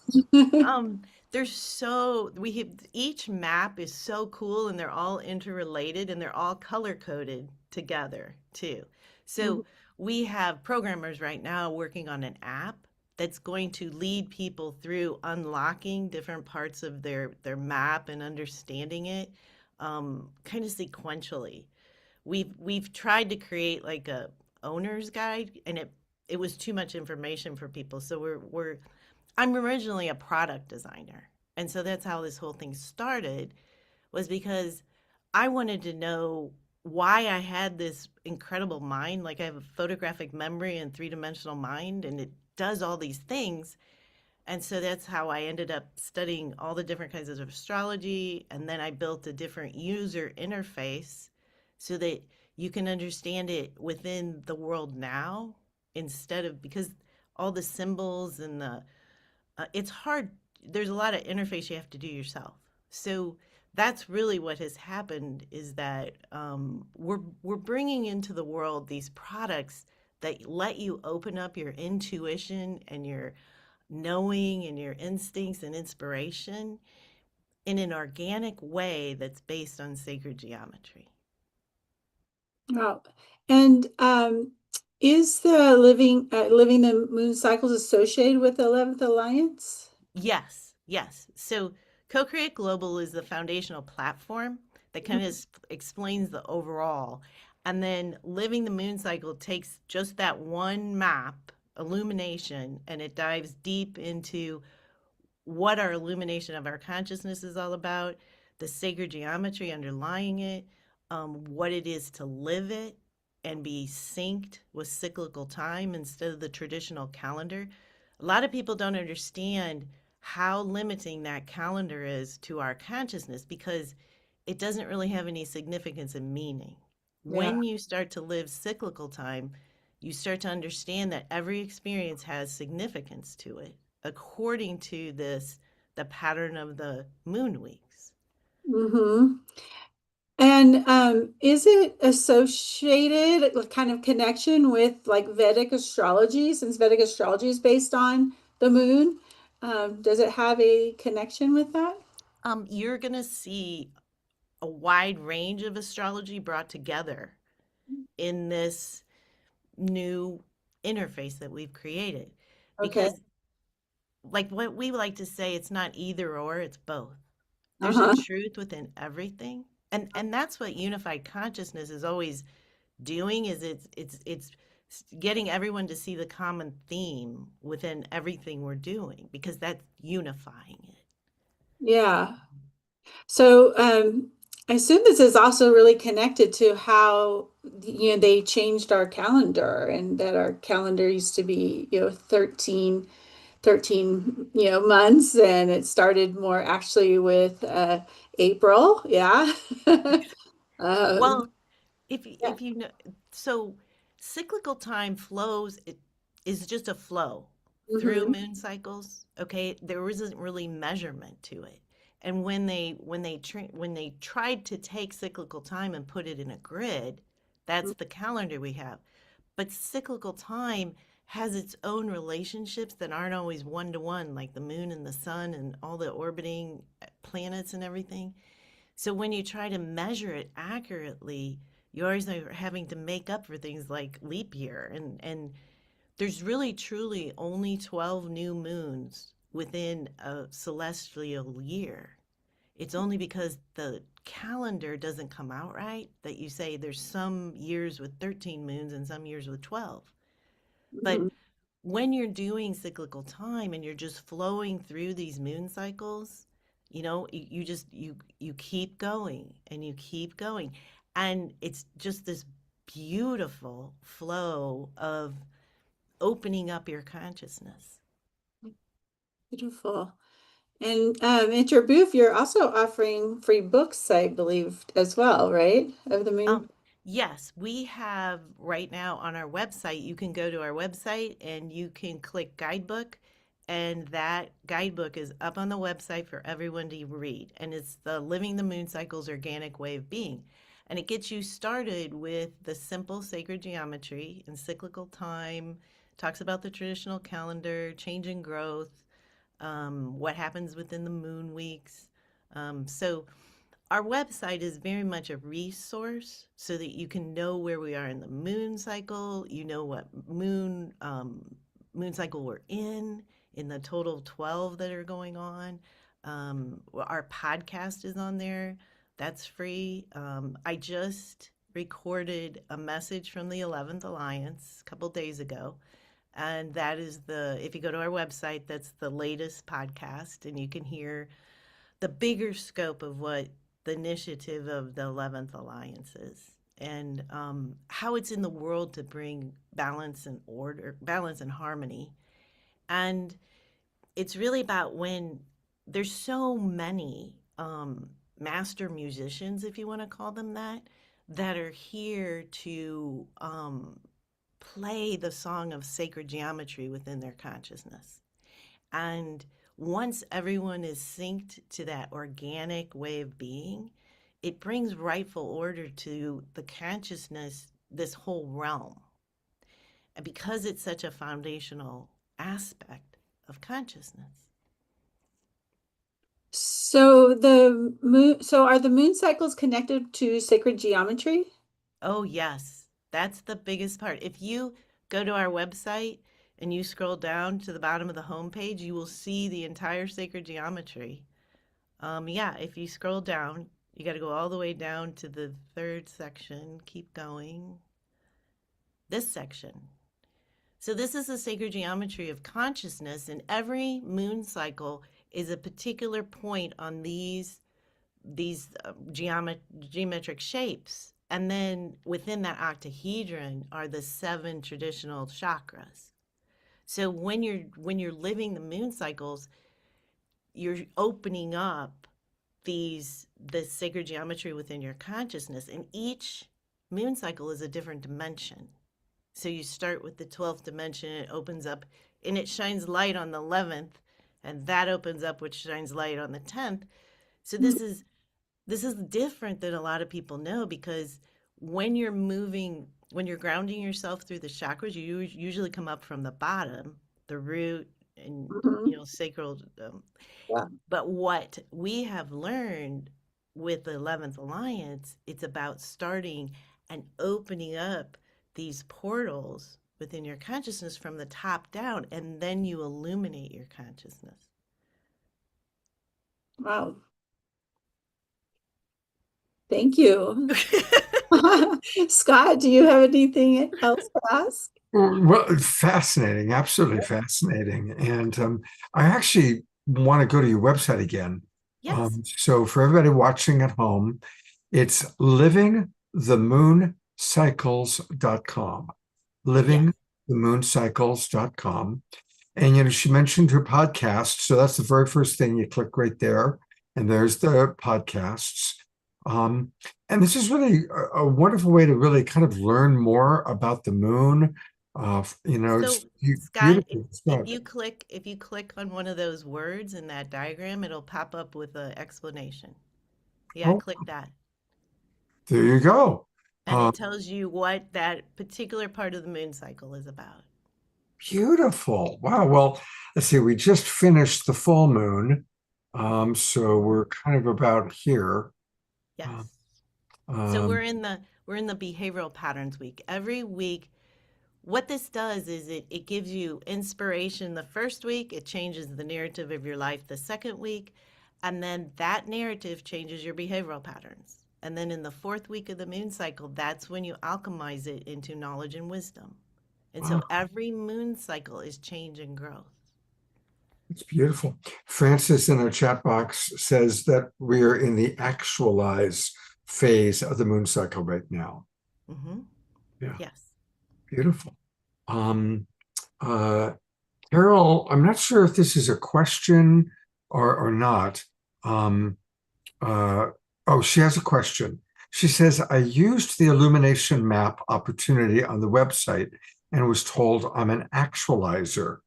What does that actually what does that signify?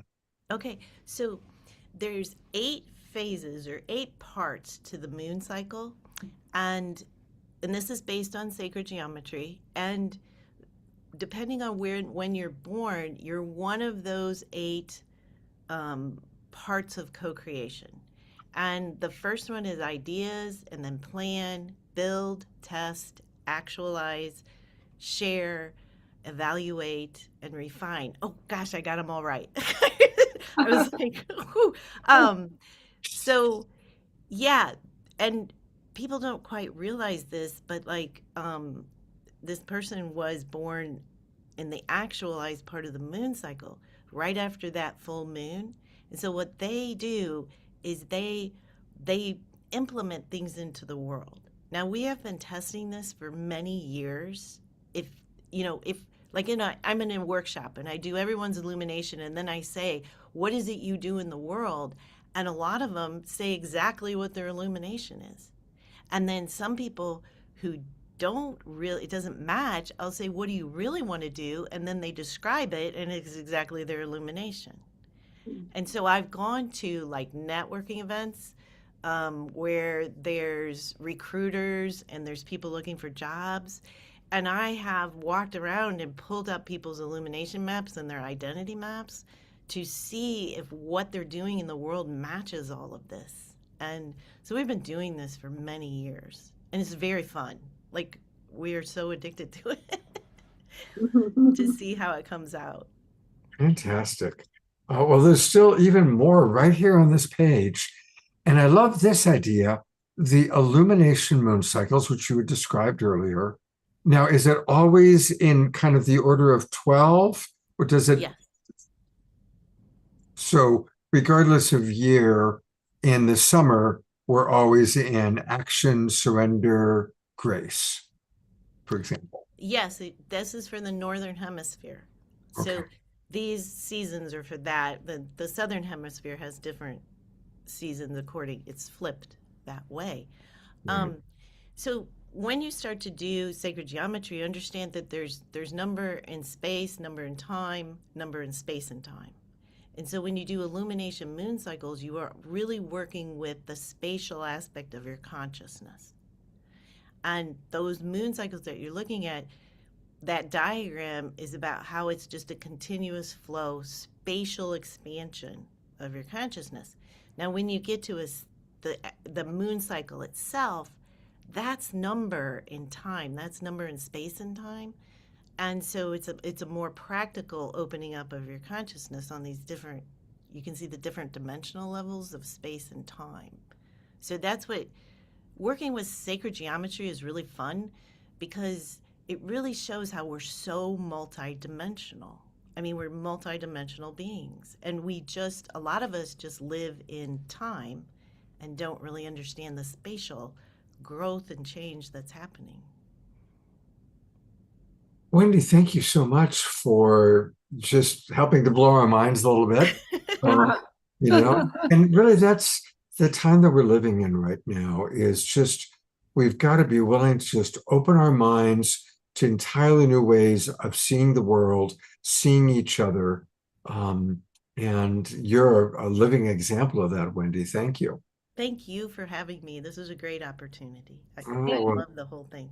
And I wanted to let everybody know that her talk is on Sunday at 6 o'clock in room Century B. So come see her. And also she has a booth down in the Rabbit Hole Plaza. P29. fantastic. Thank you. It's wonderful. Thank you. Thank you, Wendy. Looking forward to seeing you at the Expo.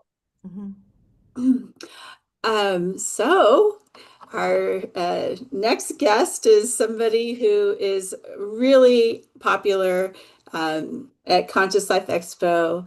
Everybody loves to have Ishmael Perez come be a part of Conscious Life Expo, and we are so grateful that he has decided to join us again this year. He is a powerful cosmic ambassador that represents an intergalactic alliance known as the Covenant of Palador. It is a cosmic treaty that was initiated by the forces of light in the higher dimensions to protect and guard the Earth from the Draco forces. The majority of the starseeds that have volunteered for the call to rescue this planet, including himself, have been selected to come here and help. And he is one of the inner council members who is here to bring forth the next level of cosmic disclosure that will restore our planet back to its original glory and fulfillment of the galactic prophecies. And, the information that he brings and has brought to the world really has never been heard on this planet before he started sharing it. So we're grateful to have him come share some more of that brilliant awareness with us tonight and at Conscious Life Expo. So welcome, Ishmael. Thank you, Brandy. It's always a great honor and pleasure to be here with like-minded individuals. And I just wanted to thank all of those people who had an opportunity to share a little bit about themselves and their hard work. And I just wanted to thank them as well for the work that they do.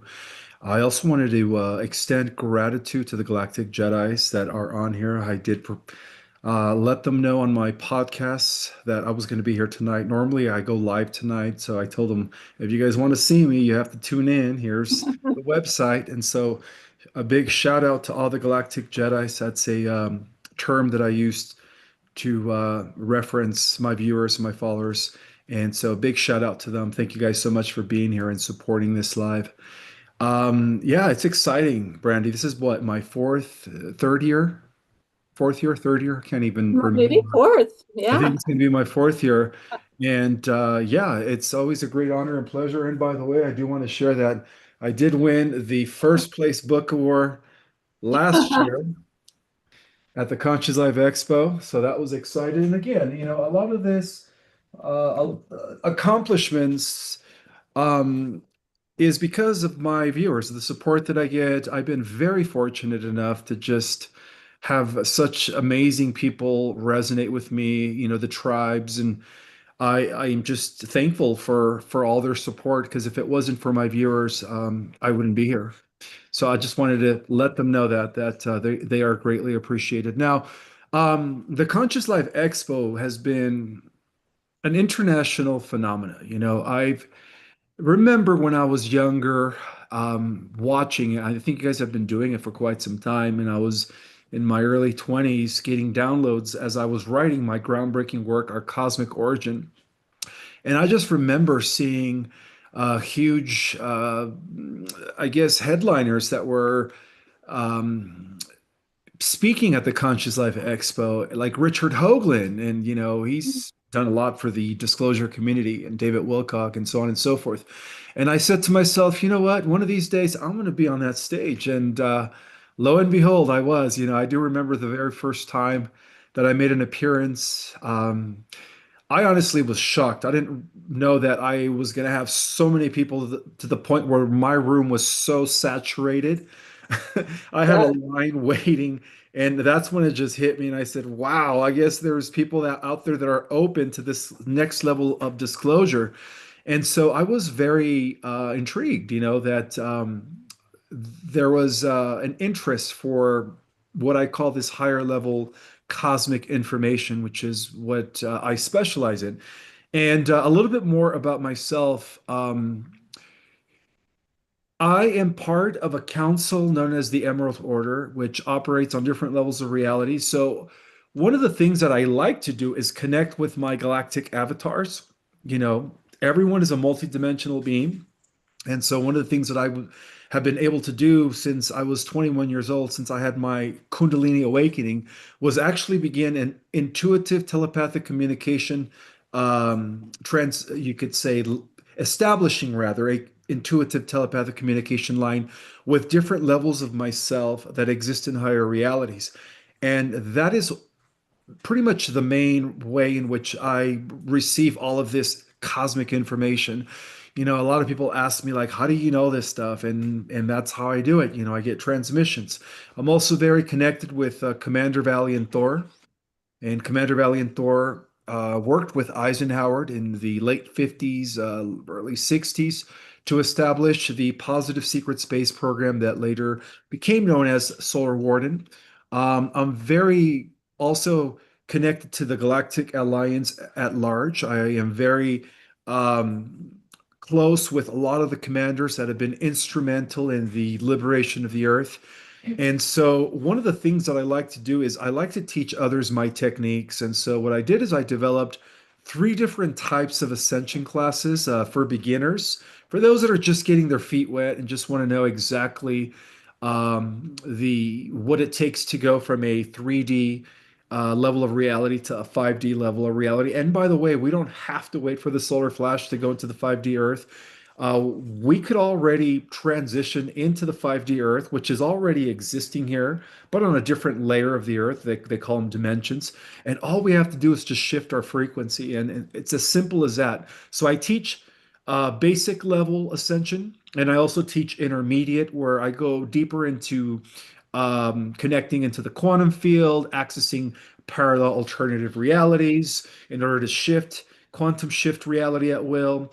I teach people how to activate the star tetrahedron, which is the Merkaba, the light body. And then I also teach a very advanced course where I actually teach my students how to activate the higher chakras, which, by the way, we have 15 chakras, not 12. We have 15, guys. We do have three more chakras that actually extend into the realms of eternity. And so for those that are ready to embody their cosmic self, which is everything that they are beyond their oversoul, by the way. That's the third class for those people that are really advanced. But what I also do is I teach cosmic and galactic history. And that is actually my specialty. I, as a cosmic analyst and as an ambassador, one of the things that I'm able to do is access intergalactic and galactic records at will. So whenever there is something going on, not only within our sector, but within our galaxy, universe, or other universes, I'm able to access that information, and then I'm able to, be transmitted via verbatim, because it's very hard to say that again. Oh, okay. I thought somebody asked me a question. So it's very hard to translate some of this higher information because a lot of it comes to me in what I called pictographs. I'm very right-brained. So what I have to do is I have to translate the pictograph into ways of explaining it using the human language. And one of the things that I am here to do is to remind all the volunteers that we all took an oath, whether we remembered or not. We all took an oath to come here at this time and help the Earth reach her original status, which was the fifth dimension. And I'm also very excited about my presentation coming up in 2 weekends, right, at the Conscious Life Expo, maybe 3 weekends. I don't know. My timing is off, but on the 21st, I will be in the rabbit hole room on a Saturday, breaking down the human design with new cosmic intel. And most importantly, I'm going to be teaching people how to activate superhuman abilities. I'm going to be teaching some techniques and, of course, breaking down some high level cosmic information that will remind people about their divinity, and most importantly, of this technology that is laying dormant within us that has the ability to access unlimited power if we just learn how to turn it on. We're only using 3% of our full genetic material. Well, I've come to understand and discovered that the other 97% is untapped potential. And so that's where our superpowers lie. And I'm also going to be speaking all of this in terms of like the ancient prophecies that were left out of the history books, but of course preserved within the records of the secret societies. And a lot of these prophecies do talk about a time where a new branch, or rather a new set of gods and goddesses and heroes would emerge to usher in a golden age. And I do believe that they were referring to our time. So, it's a very exciting time to be alive. Um, and yeah, I'm excited about what's going to be happening on the earth within the next few years. People talk about this bifurcation of timeline, and the splitting of the worlds is already happening. And in order to secure your spot in the what they call the organic ascending timeline, you have to match that frequency. So it's not very hard. And so, there's so many things that we could discuss. I don't know if you guys have any more questions for me, but yeah, I'm here to answer some questions. Oh, and I'm also working on a new, I don't want to call it a new theory, but I've written 2 books already, and I'm working on 2 other books. One of them is called Cosmic Destiny, and in this book, I totally introduce a whole new origin of the species, and also the idea of the extra tempestrial ideology. And I know that this is a word that not a lot of people have heard about, but the extra tempestrial model of reality states that all extraterrestrials, all interdimensionals, are actually us from the future. Yeah, they're actually us from the future. So that's how interconnected our cosmos is. When we channel, when we connect to extraterrestrial beings, we're actually connecting to different versions of ourselves that are still operating on motherships, or that are still operating on higher dimensional avatars that are perhaps not as mortal as this one. And to give you guys an example, Three Eye Atlas has been all over the internet, all over the news for the last, what, 4 to 5 months. the biggest topic in the last few months. And little did people know that 3i Atlas is actually us from a point in the future, 200,000 years from now, when we evolve into what is known as the Type 3 galactic civilization. The reason they came back, and this is not their first time, there is actually ample evidence and records in the records, in the hidden records especially, that they have been around six prior times. And when you correlate that with six epochs or the six root races that existed prior to our root race, like the Polarian root race, the Hyperborean, the Lemurian, Atlantis, Camu, which is Egypt, and then ours. So they've been around before, and every time they come around is right around at the end of a long dark age in order to help usher in the next golden age. So this golden age that we are entering is actually known as the seventh golden age of enlightenment. So yeah, everything is existing in cycles. We have dark ages, we have ages of light. And so 3i Atlas is us coming from the future to secure their existence, because what happens here ultimately affects all the positive timelines. And so that's who they were. I know that there were some people that were circulating this idea that they were negative Anunnaki or that they were Dracos here to swipe the star seeds. And I had to just squash that rumor. Nothing happened. They did reach their closest proximity on the 19th of December, and the starseeds are still here. The Dracos didn't swap us. They didn't, abduct us, like some people were saying. And so I was, kind of disappointed that there were people that were putting fear regarding 3i Atlas as here to conquer us, but no, they're not. They were just doing their millennial epical drive-by just to make sure. And again, as they come around at the end of every dark age, just to kind of, as observers, as analysts, to see if we are ready for the next stage of human evolution.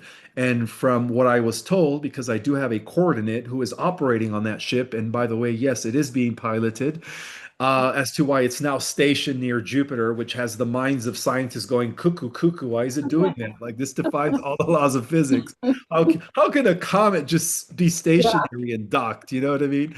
Well, anyways, according to my connection in 3i Atlas, we are ready. We are ready for ascension. We passed the assessment. So they were here on an assessment, just like they did the same routine six prior epochs ago.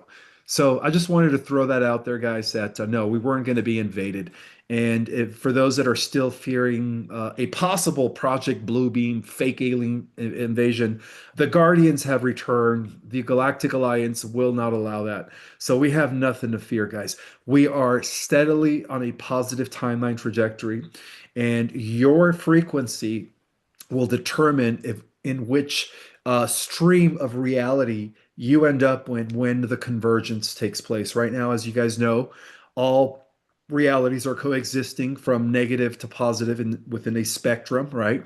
But very soon, they're only going to collapse into what I call now a trifurcation. There will be some sort of a neutral middle timeline. Any questions? Wow, that was great news. Thank you so much. I can pretty well assure you that really most of our global peace tribers, we are very positive minded, and almost every conversation when 3i Atlas was happening was all upbeat, and the different visions people were having and the different guests we had on, it was all positive visions. But I do have a question for you, since you've got obviously a very specific perceived history of the world and perception. Where do you stand on all the different timelines? How do you, weigh many different wonderful authors, presenters, speakers, all of whom are tapped in their own way, kind of, and since you're very specific about a pretty different vision of the world than what some people believe, what's your perception about how that all lands? Are we living in many, many, many, many, many timelines? all converging in different ways, or what's your approach to that? That's a very good question, my friend. Yeah, in that regard, you answered your own questions. We are living in many, many timelines. We have what is known as individual timelines, and then we have collective timelines where we share realities as a collective.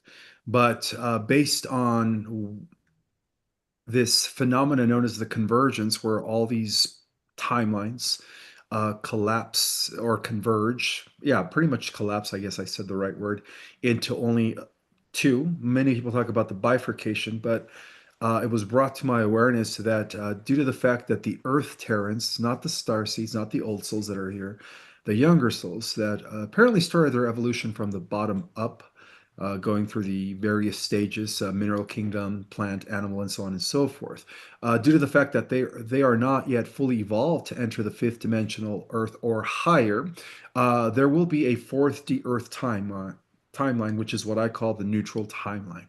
Now, in the fourth timeline, which is what is known as the neutral timeline, these younger souls, which comprise the majority of the Earthlings, as we are only in the less than 1%, I think there's only about 90 million star seeds that are living amongst the Earth Terrans that began coming in the 40s, 50s, right? The first waivers. And so it is believed that in order to give the younger souls an opportunity to understand what fifth dimensional and above living is all about, in terms of unity consciousness, in terms of building and establishing a symbiotic relationship with all living things, even if they seem to be separated, it's going to take them a few hundred years. So in that middle timeline, we, the older souls, are going to have the ability to actually descend and pop into their reality at will, to continue the educational, you could say, curriculum for them into Yeah. higher evolution. And so, yeah, we're going to be able to exist in multiple timelines. But I believe that right now they're all just coexisting simultaneously, as proven through quantum physics superposition. I love that vision. That's beautiful, beautiful. And do you have any kind of a sense of um, dates? Like when do you see the final collapse happening and this convergence taking place? Well, based on the secret knowledge that I was able to access from the intergalactic archives, by the way, the Galactic Federation has all the archives. So even when they try to reset history, right? You know how many resets we've undergone, and they try to erase ancient records, burn down libraries like the Alexandrian Library. There are copies within the Galactic Archives. The Galactics always copy those records, including, the late civilization of Tartaria. All of the information regarding Tartaria will be revealed once again to the Earth. But to answer your question, based on the records, it turns out that the Demiurge, also known as Enki, the master geneticist Anunnaki, when he took over the affairs of our world and he created this 3D matrix in order to facilitate a false reality, right? He gave it a time limit. And that time limit actually comes to an end in 2028, give or take, by no later than 2030, I would say.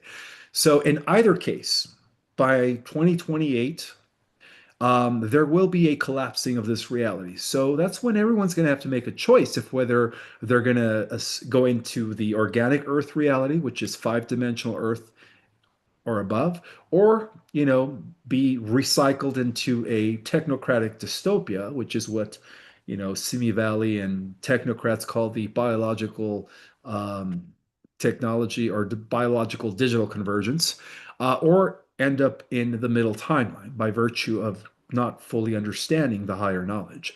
So yeah, 2028 is the landmark to answer your question, my friend.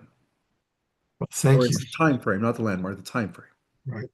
We're getting close, and I think we all feel it. Absolutely. Absolutely.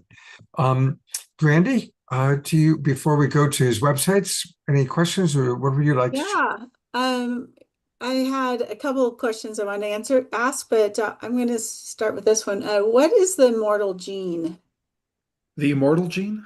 Yeah. That's a very good question.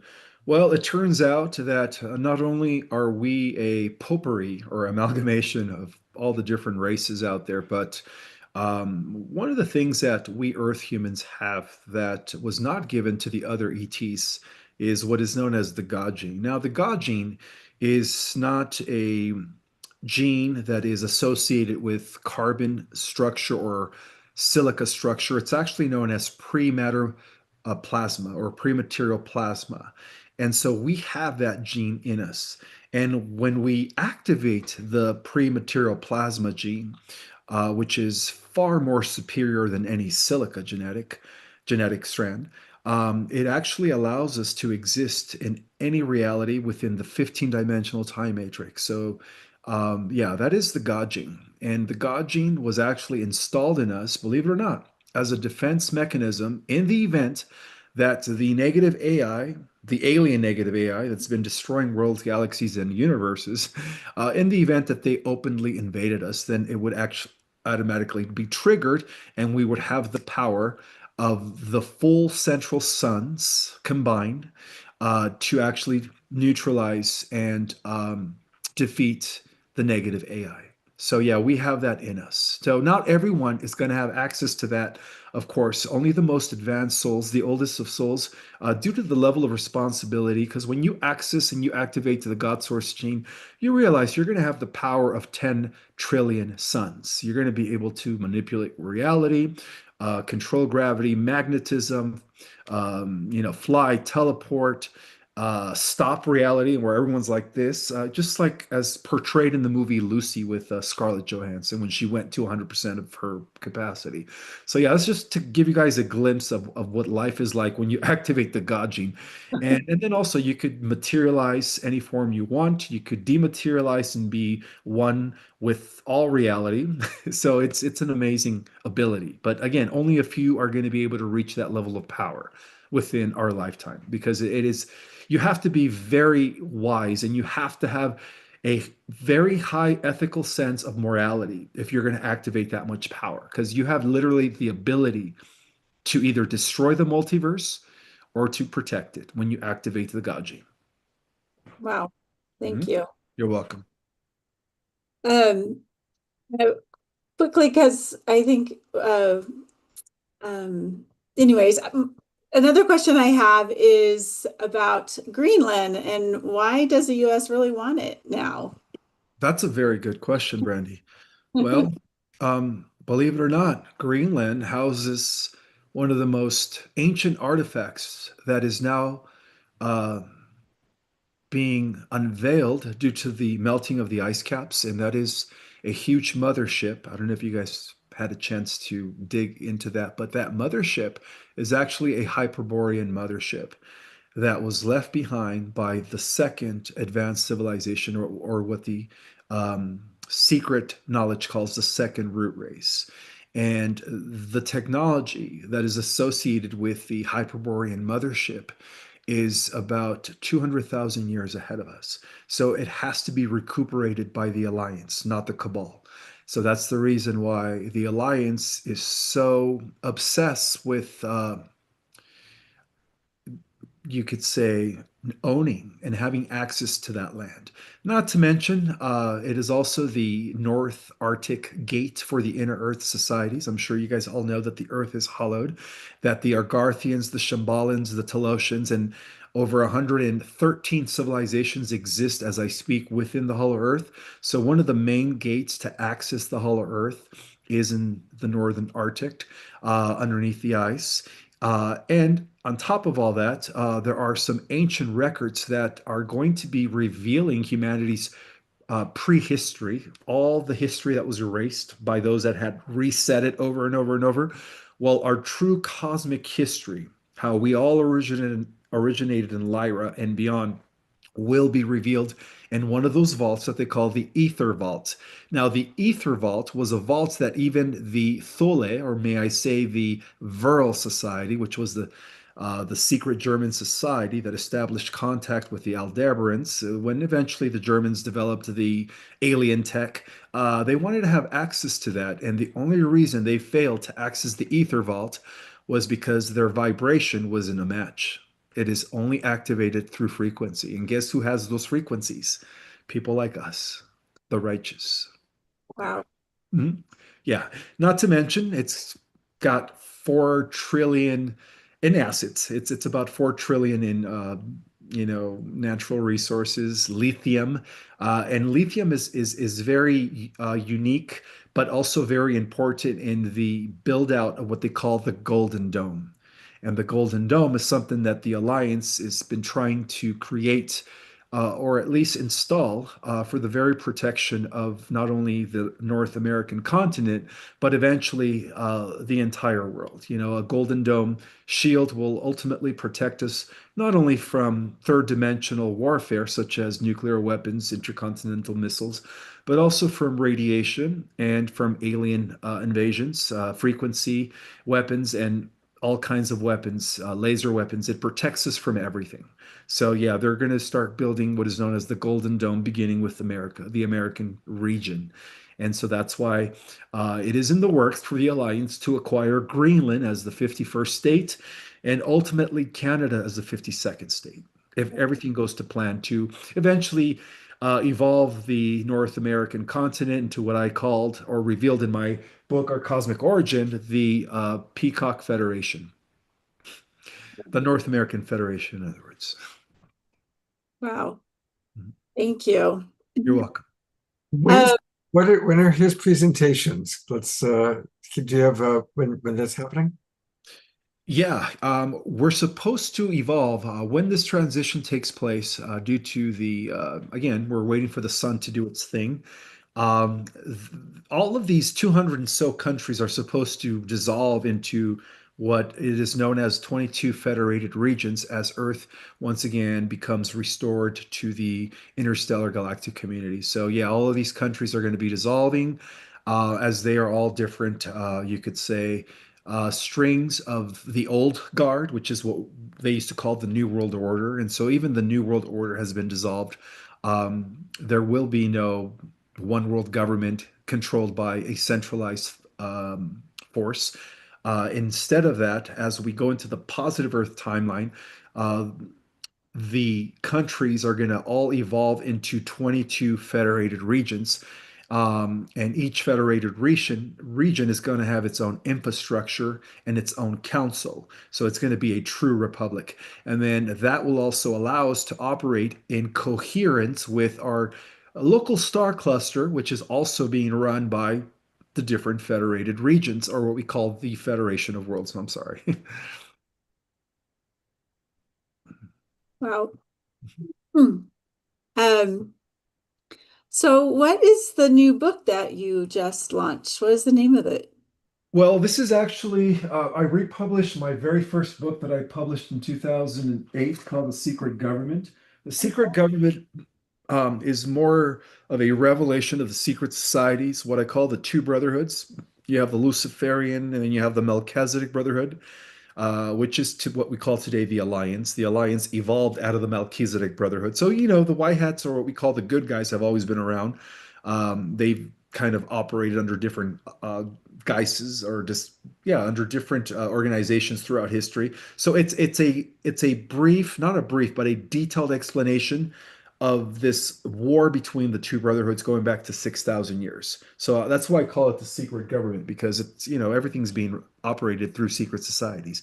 But now their time is up, you know, as we go into the golden The age. Revelation. Yeah, all the secret societies are going to be dissolved. There will be no more secret societies. And just to point out that not all secret societies have been evil. You know, a lot of the ancient and medieval secret societies were actually benevolent, like the Essenes, the community of Qumran. They were secluding themselves from the Roman Empire during the times of Jesus. Jesus was a part of that secret society. Mary Magdalene, John the Revelator, you know, the Essenes, the Therapeutae of Egypt, they were also a positive secret society. And so the original secret societies were created to protect the ancient knowledge, or what we call today the alien tech, which again, you know, you can't really, there is a you can't really distinguish ancient magic from advanced alien tech. It's one and the same. So they were the guardians of that art, of those artifacts, like the Ark of the Covenant, the Staff of Moses, the Ring of Solomon, supernatural stuff, but it was all alien tech. And so they were created to guard all of that stuff all the way up to the present. And so, yeah, so we have positive secret societies and then we have negative secret societies. The negative secret societies have always been after that tech to use it to manipulate and control, whereas the good secret societies were trying to preserve it until a time when, according to the prophecy, the earth would be ready to once again enter the golden age, and this is what they call the rise of the new Atlantis. And that was the original project we call today America before it was infiltrated by the Bavarian Illuminati, who gave us who gave us corporate USA and of course the deep state. But that was my first book that I actually republished about a year ago. Now, this other book that I've been working on for over 2 years now is going to explain it's going to take this book, The Cosmic Origin, to the next level. But I've also been able to access records regarding what's going to be happening millions of years from now. So I'm going to be revealing that in Cosmic Destiny. And of course, introducing a whole new model of reality that ties into the idea that our origin began in the cosmos or in the higher dimensions. And that is the phenomena that I call the extraterrestrial model of reality, which states that all extraterrestrial life forms were breakaway groups from the original Earth that existed in a higher dimension. So even our Earth has been dropping in frequencies. Well, since you brought up the books, I'm going to take you to where you can find them, and he's on Amazon. Just go to Amazon, put in Ismael Perez, and that's where you can find his books. And my God, there's so much for us to learn from this incredible man. He's also very generous with his YouTube channel. He's got a very elaborate YouTube channel where you can get a lot of great information and really learn about the extraordinary information that Ismail has access to. And of course, ideally, we're going to see him at the Conscious Life Expo for those of you watching who can make it. And Brandy, what times is he going to be presenting and when?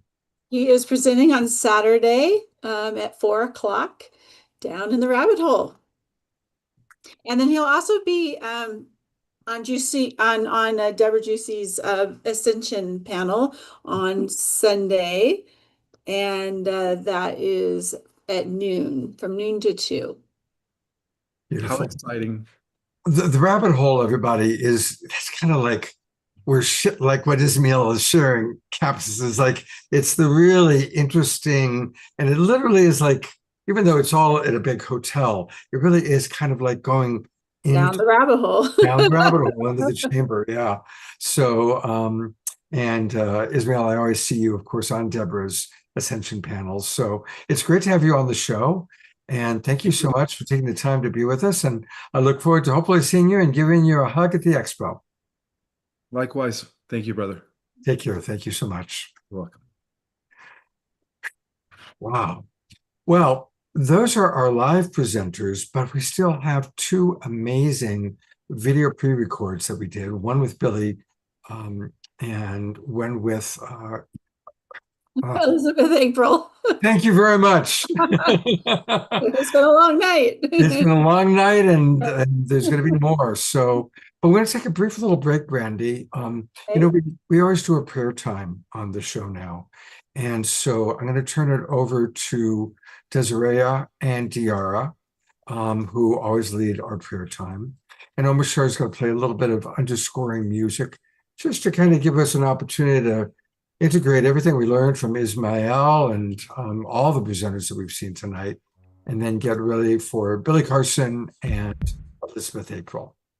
So, ladies, I'm going to turn it over to you while I drink some water. It's exactly what we're going to do. We're going to weave it all together in this powerful cauldron. And so this image came through back at the beginning of our show tonight when Deborah was speaking. And I'm going to give us the image in a moment. First, I want to take us back into the energy field of the God gene. When Ishmael was speaking of this capacity beyond our imagination, I could feel us all going, yes, yes, yes. And so keeping that as our circle, taking this image of this giant agitation machine as like a washing machine. And we're each going to hold the image of this beautiful cauldron. And inside this cauldron, we're going to put in our heart's desires, prayers, anything that we want healed for ourselves, others. And so we're taking this beautiful energy of the God gene and adding to it the cosmic moon glow that Wendy brought in for us. And then Dr. Clint Joy, the ambassador of joy, and Andrea and her beautiful connection between the worlds and her mediumship. And then Deborah's healing journey. But if we can imagine the agitator beginning to spin, and agitation is not always something negative, it can be something beautiful.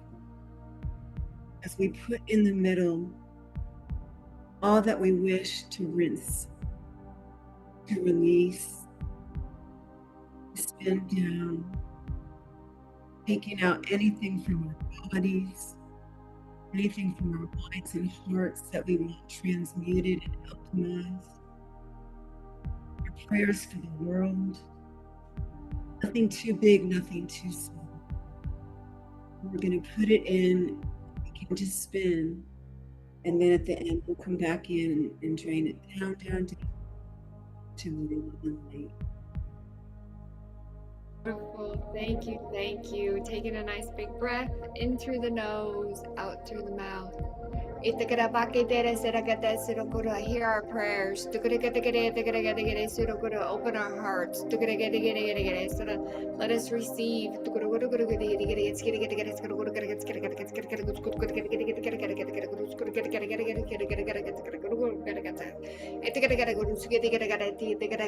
Raise higher. Grounding that energy in.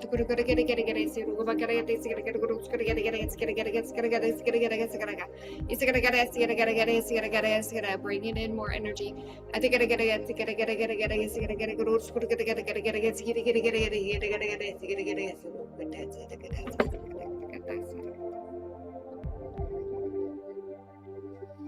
Bring it down if it's moving too fast and spinning the other way.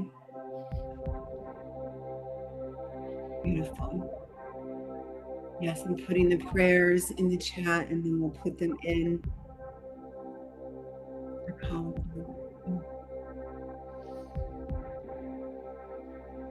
Feeling that energy.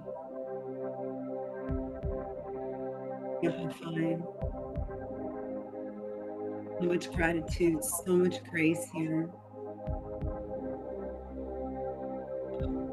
And you know it's good.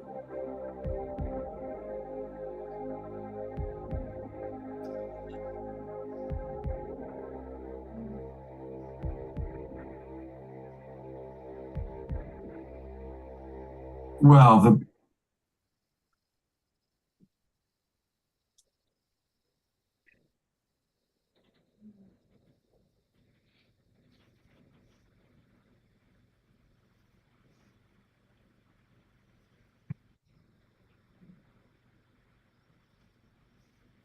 as always, because we are the Global Peace Tribe, we hold the vision and we pray for peace in the world.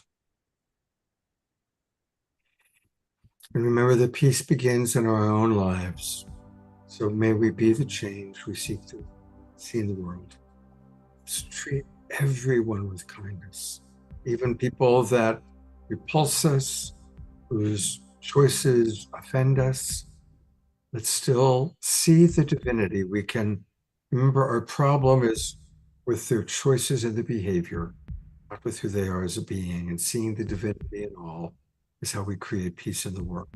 Most of all, be gentle with ourselves. So no more shooting on yourselves, right?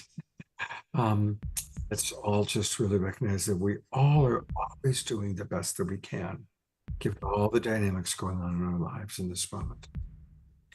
And so much love for each and every one of you. And we still have a lot of show left. Thank you, Omashar, for the underscoring. And thank you, as always, Diara and Desiree. And I'm going to roll right into Elizabeth April, who's going to be at the Expo. I got to hang out with her last year and hoping she'll hang out with us again this year, some of the Global Peace Tribers that are there. And here's what she had to say when I talked to her a couple of weeks ago about the Whole Life Expo, or about the Conscious Life Expo. Well, the biggest reason to come to the Conscious Life Expo is to see people in person like Elizabeth April. In fact, the last time I saw you was at last year's Expo. Yep. And how long have you been going, and what's the Expo been to you, Elizabeth? Yeah, I think this will be, I want to say maybe my 4th year now. And it is my only in-person event all year. This year's a little bit different because I've got a book tour, so I'm doing that as well. But it's going to be great because I'll have a ton of my new book there. So I'll be doing a lot of book signings. I'm doing a book signing on Friday, and then I think I'm doing 2 book signings on Saturday, especially after my workshop. And I mean, I always say that the Conscious Life Expo is like a mini Sedona, right? Like, I just find that I go there and you just always end up at the right place at the right time talking to a random person about the right thing. And it's just like I'm buzzing afterwards. Actually, I had to stop eating only vegan food while I was there because it took me so long to come back in my body after like a 3-day event because the vibration is just so incredibly high. Um, so it feels like a soul gathering. Like it literally feels like family. Anyone who goes there will tell you the same thing that you can go there as an individual, like a solo person and just like meet soul family. And then you go back every year and you meet the same soul family, you know? So it means everything. Like it gives me that light, it gives me that spark, it gives me that motivation for the rest of the year until I come back to the Conscious Life Expo. So truly, it just means so much to me. It does. And so this year, I'm going to be doing a couple of different things. Obviously, the book signing with the brand new book, which I'm so excited about. So I will have a lot of books that I'm selling there. So you don't have to kind of pre-order. You can, though, if you want, and then bring it and I'll sign it on the spot and we'll take a picture and have a nice long hug, as always. And then I'm doing my own panel. I'm so pumped about this. So I will be a panel moderator this year. I got to choose the individuals as well that I wanted on my panel. So we're going to be talking all about the new Earth frequency, star seeds, like just pretty much everything. I'm going to have individual questions for each panelist to really activate their highest vibration and their like deepest knowledge. So I'm excited about that. It'll be quite a variety. Who are some of the panelists that you chose? Oh my goodness. Okay. I'm really bad with names. I have all the faces. You're gonna have to link to the panel to this discussion. But yeah, you can see all the people there. But yeah, and then on top of that, I will be doing my workshop as per usual. And my workshop is all about transforming and anchoring into the 5th dimension. So just like I was kind of mentioning earlier in our other chat that we just had, um, 2026, it's like there have been some massive timeline shifts. And finally, for the first time in years, we are anchoring into not only just the highest timeline, but we're able to maintain and sustain that highest timeline. So I'm going to give people really realistic advice on how to literally live your matrix life, pay your bills in the highest possible timeline, and also how to deal with people who are not necessarily in the same timeline. So it's going to be really practical stuff for star seeds in how to navigate 2026 this year and beyond. So I'm really excited about that workshop. And then, like I said, a bunch of booked signings and I'll be walking around, taking a bunch of photos and all of that great stuff. So I'll be there pretty much all day Friday, all day Saturday, and then I'll probably be driving and heading home Sunday. Fantastic. Back to Nevada. Yep, back to Nevada. Yep. To Nevada. Well, thank you so much for your connection to the Expo. You know, I'm an old timer, I'm an OG. And so the different iterations back when it was Whole Life Expo and the different names. But have you noticed the last 2 years, there seems to be a big influx of new people? Oh, yeah. Oh my goodness. Like not just like new participants, right? Like coming in, but new teachers, let's call them. Yeah. And you know, it's because I've been doing the, I mean, I'm only 33, but I have been doing this, not just at the Conscious Life Expo, but like I've been speaking on stage at conferences since I was 18, 19 years old.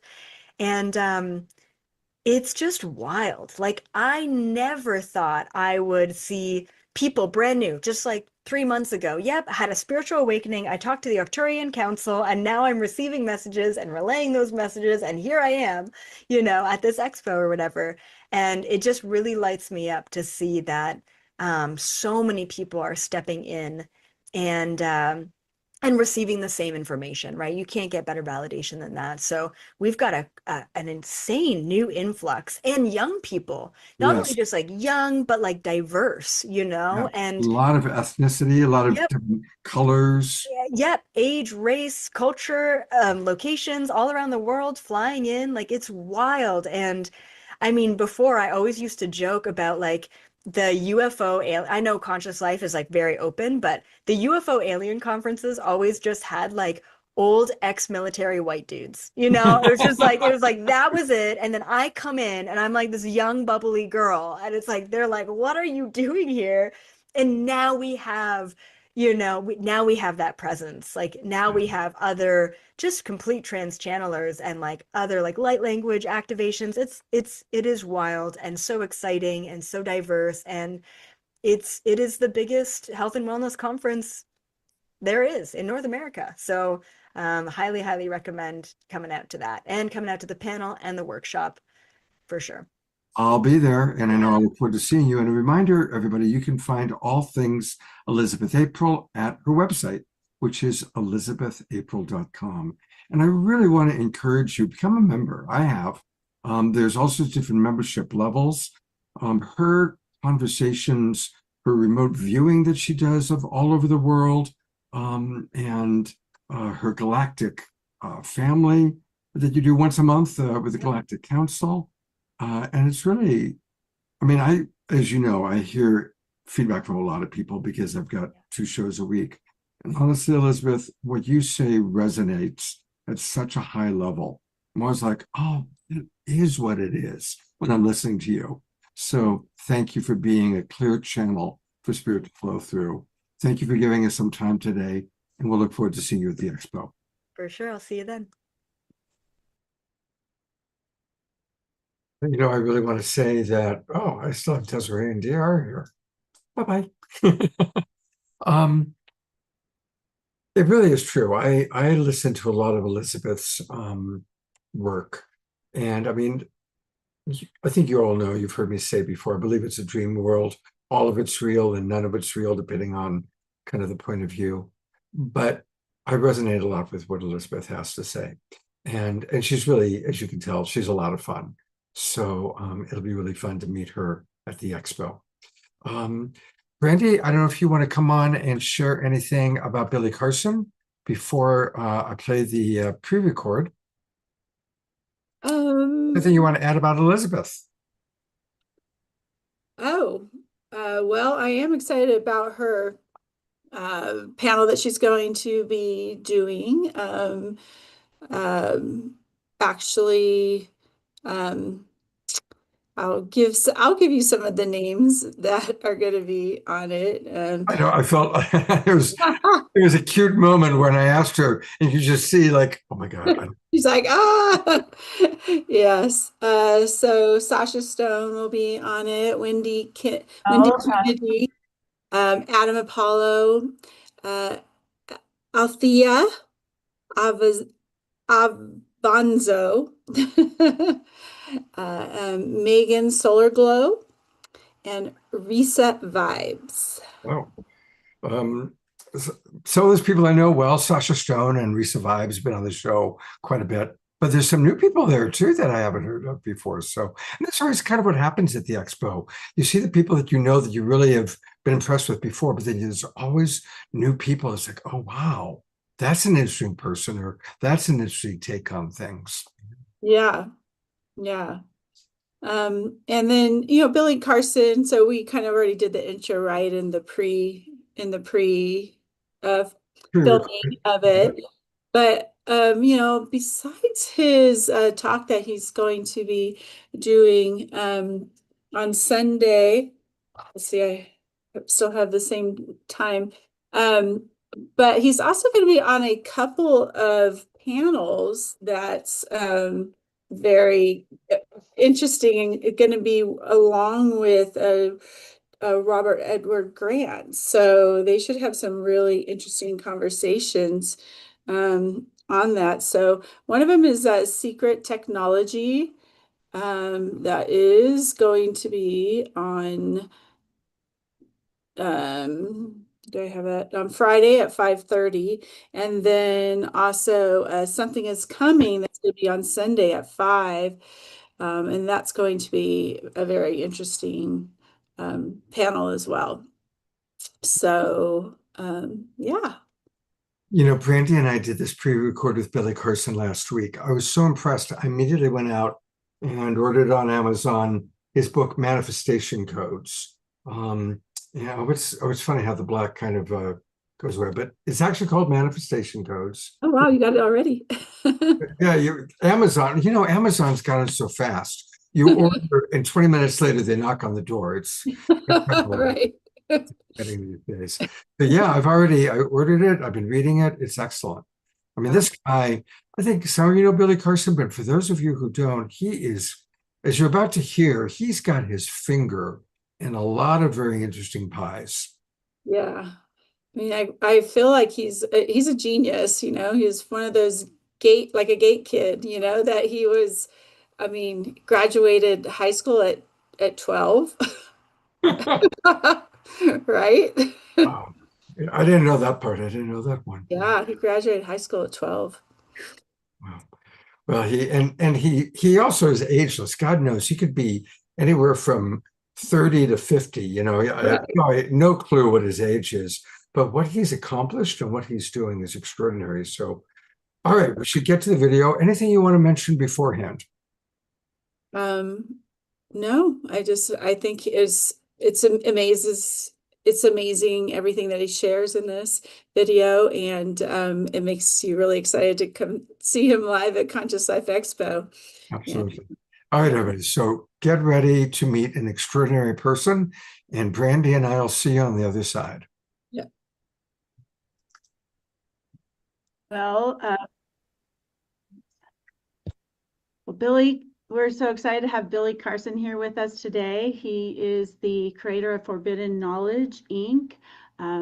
He is a best-selling author of 6 books, and he is a producer of shows, an entrepreneur, a researcher of ancient civilizations. He owns a multimedia company dedicated to bridging ancient wisdom, science, and modern consciousness. He takes people on amazing trips to Egypt and gives them very interesting experiences. And he's doing many other things that we are really excited to learn more about, asking him some questions on some other interesting things that he has been working on.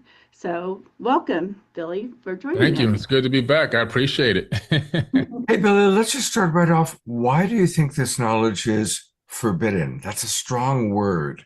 Yeah. Where's that come from? Well, the fact that the knowledge is forbidden means that it's not that the knowledge is not accessible, but for so many eons, advanced knowledge or higher levels of knowledge have been restricted for a chosen few.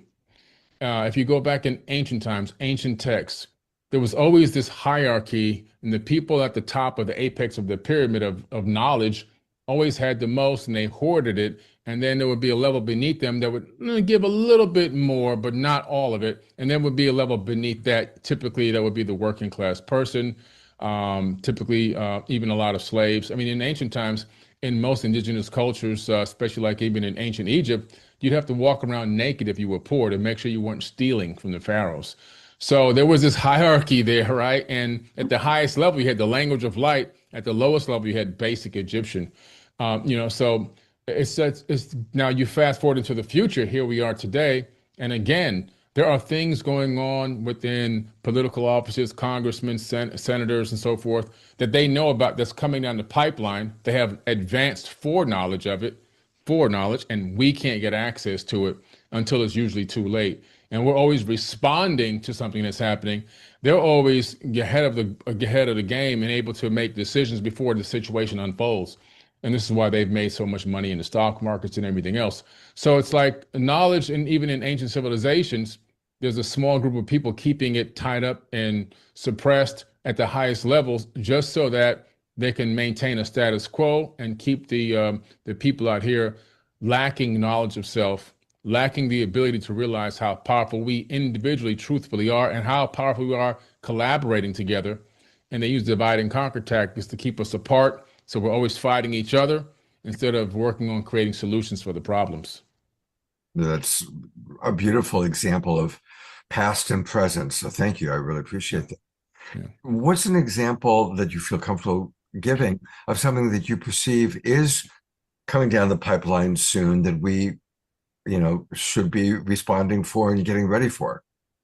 Oh, well, that's going to be, I had talked about on Regina Meredith's show. Regina Meredith's show was Open Minds 2018. She asked me a question. She said, AI is up and coming. What do you think about this up and coming AI? And I said, well, it's coming. It's going to be here very soon. And it's going to bring us a lot of great things, great advancements in health and longevity and other things in small business, maybe even large business. But I said, there's going to come a time where at least 1 million people will be laid off in a year. And it just happened in 2025. So from 2018 to 2025, we saw that happen. And so what's coming now down the pipeline is AI is advancing into something called AGI, and that's artificial general intelligence. And also right beyond that is ASI, artificial superintelligence. Now, what's happening is this is creating something like a potential economic contraction, because we're going to have this cycle, almost like the Yuga cycle, where we have AI and automation coming in and taking away jobs. So we have all the people that were working here and buying goods, services, and products now losing their jobs. And then we have people, over here that would love to buy products and services, but don't have any income to buy the extended or excessive amount of products and services now being created by AI and automation. And then on the lower left corner of the circle, we have an economic contraction, which is a complete economic collapse unless they give some type of a basic income to every single person, right? And that will just be more like a superficial Social Security type of a check. So what will happen is they're going to create this rift with the extremely rich and the extremely poor. And there will be nothing in the middle. That's being wiped out and cleared out now as we speak. And what's going to happen is by 2030, whoever hasn't made or manifested a significant amount of abundance so that they can learn how to turn income into employees, turn dollars into employees, and invest in other things and to continue to expand through this new economic system, they're not going to be able to make it to those levels. By 2030, if you're not there, it's going to be very difficult, not impossible, but very difficult to get to the higher levels of income. It'll be a lot more, there will be a lot more people in the lower levels. People who were in the mid-level will drop to the lower levels. It's going to take a lot of advanced and forward thinking to be able to make that move. And that requires a person to pivot, understanding that what I'm involved in now is going to change and evolve and most likely won't even exist in the format that it exists today. And that's only going to take about 3 to 5 years before this transformation happens.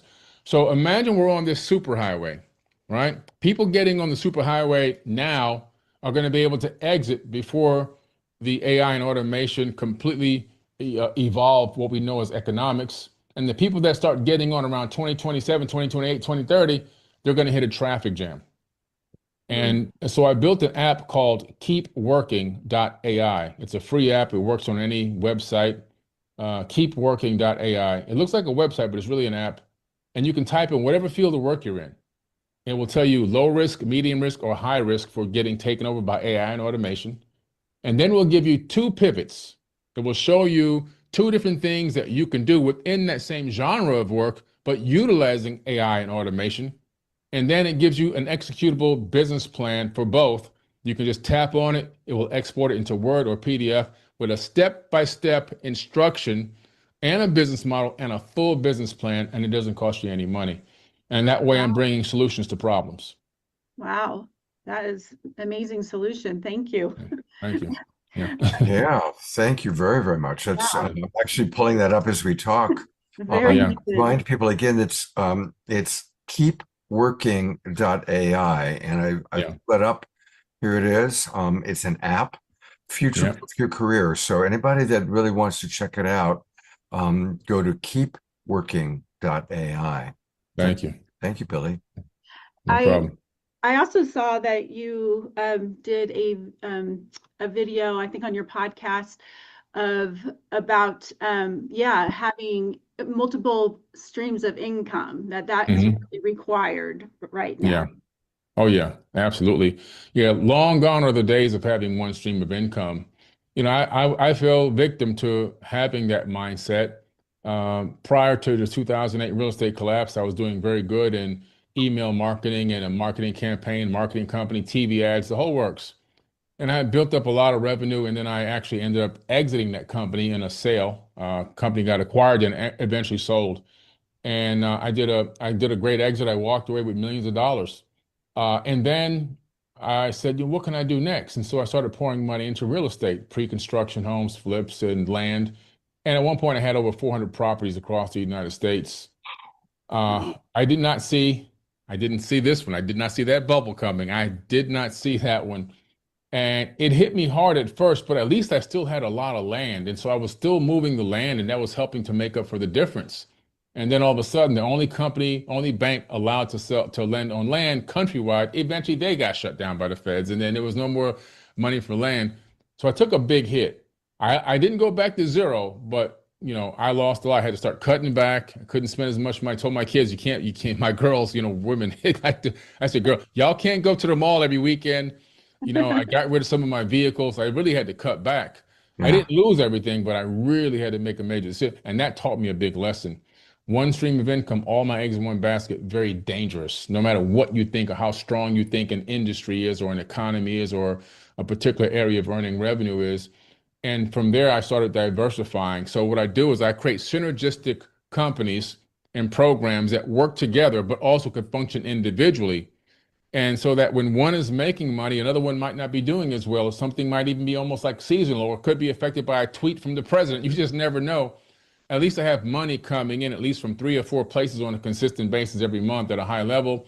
And sometimes they alternate. This one is stronger than this one, and sometimes this one is stronger than this one. But overall, revenue never stops flowing. And so multiple streams of income, very, very important. Of course, we're, collaborating with the Conscious Life Expo, and this is kind of our preview show that we do every year. Yeah. What are you going to be presenting at the Expo this year? I'll be talking about the fractal holographic nature of the universe. I'll be tying that to ancient civilizations, and how ancient civilizations viewed the universe as a whole, what they knew about it, how they understood that we're living in this illusory world and that we're tied or tethered to higher dimensions. Our true self is in higher dimensions. And I'll be talking and really breaking down the science behind the creation method of a fractal holographic matrix and what it really means for humanity. It doesn't take away from us being spiritual beings or being real. It's just explaining the science behind the actual process of this creation. And I'll also be talking about how to utilize this knowledge to manifest and how to tap into this quantum field that now has finally been made known public in quantum theory. Just about maybe now 7 or 8 months, they finally came forward and even talking about the quantum mirror that they were able to develop, and they're able to send photons into it and get photons reflected back, but with different bytes of data on them. So they're thinking that these photons are coming from the future. But I'll be teaching a lot of the science, but also the manifesting, how you see behind the veil and how you manifest your reality. How do you manifest abundance? How do you become the architect of your own life? And so I'll be combining those two things together. Oh yeah, the manifestation one, is that the post conference? The post conference, actually, I believe that's going to be separate. The post conference is going to be about the underground labyrinths of ancient civilizations and sites around the world, particularly right now, of course, focusing in on Egypt. But I'll be talking about some underground labyrinths that are there and some ones that I've been in that haven't been talked about, and showing some of my footage from there as well. And I'll be showing and explaining where they lead to, how vast they are, and the network of these places, and talking about potential purposes, indigenous stories from around the world that have all experienced a similar event, all the way from the North Americas to South Americas, all the way across Egypt to Turkey and beyond, how these beings in some way came and influenced people underground. And most likely, these people, these beings, helped influence them to also construct or advise them or even did it themselves, how to construct these vast underground cities. Wow. And do you take people to see some of these things on your tours to Egypt? Oh yeah, we take them and we take them beneath the bedrock.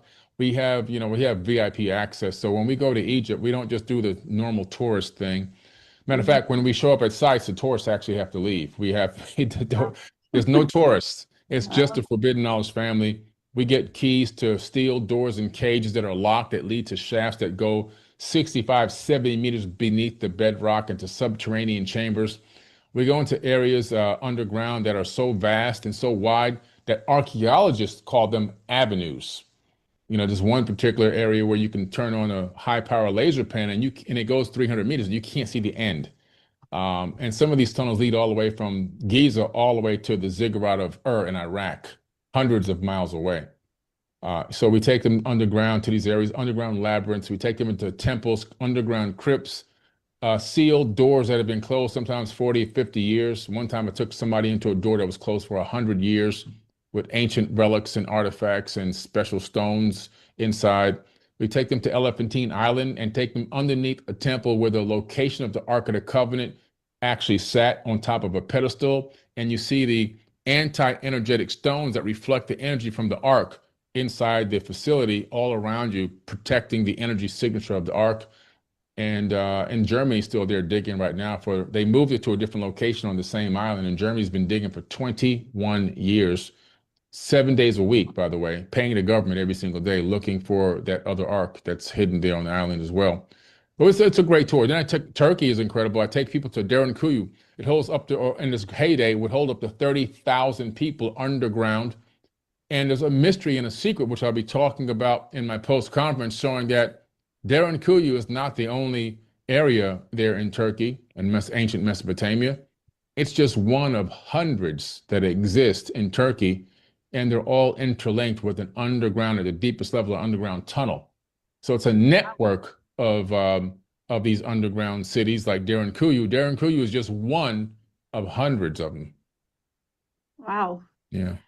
It seems like you and Robert Edward Grant are going to have a great discussion on a couple of the panels that you're on at Conscious Yeah. Expo too. Oh, absolutely. Yeah. Yeah. My good friend Robert. I can't wait to see him again. Yeah. Yeah. So that is something is coming, and secret technology that you both will be on those panels. Yeah. Well, yeah. Well, let's take a look at this is just a little homeopathic dose of what Billy's offering, but he's got a lot to share. So let's start by going to his primary website, which is forbiddenknowledge.com. Now, notice that it's the number 4biddenknowledge.com. And he's got an academy. So you click right away, and that takes you to the academy. And tell us a little bit about the academy. Who's your demographics, who comes in, and what do you provide?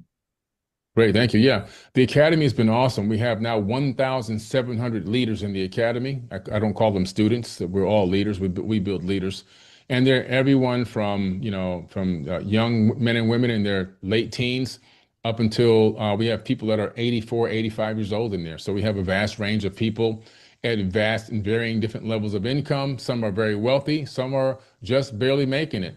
It's really about self-improvement, which self-improvement is the key, because if you look at the ancient principles of the Hermetics, we're talking about as within, so without. So as we change and evolve internally, the external world around us will also evolve and change, no matter what level you're at. So you can manifest abundance at any level, because abundance doesn't mean billions of dollars. What abundance actually means is all your needs are met when they need to be met. There's no stress, there's no worry. You're manifesting as you go.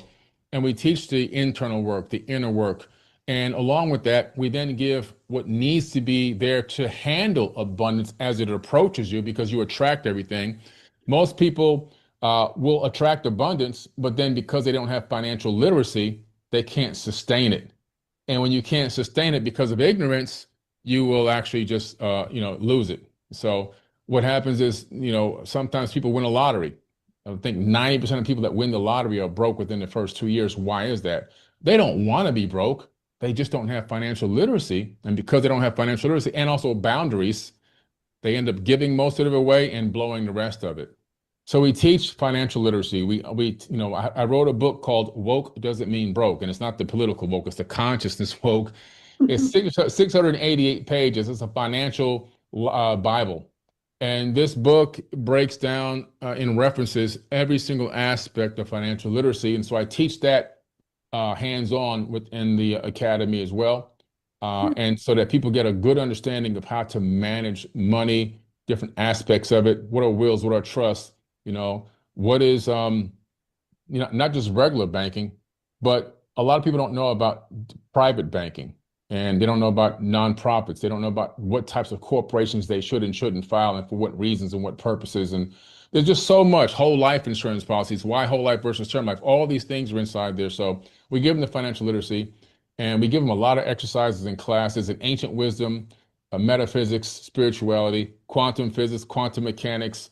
It's all wrapped into one. We're even teaching now AI, automation. I provide apps in there that are accessible by the people within the academy that help improve their lives in various different ways. And everyone's really vibing. And then I do live Q&As and I answer all their questions. Every week we give away $100 cash to a student that just happens to show up to one of the live mentoring sessions. And we bring on millionaire and billionaires that are conscious to come in and talk and show them where they came from. We had a woman that was a janitor, just her own self-made janitor, cleaning toilets basically with her kids there because she couldn't afford daycare, till she got manifested a life of earning over $600 million, and how she got there along the way without giving up herself or losing any part of herself, but only becoming a better version of herself. And now her son just became a billionaire. He's 32 years old. So these are the kinds of people I bring in to influence and advise and mentor, within the group too. Oh, it's fantastic. And I'm going to go back to that page for a moment. So I see that you've got a free trial to offer. I think I'm going to buy a couple of memberships for the people I love. I mean, that sounds like an awesome gift to give the people you love. Yeah, it's a great gift. They can start for free. It's a free trial, 7-day free trial. They can let me mentor them for 7 days.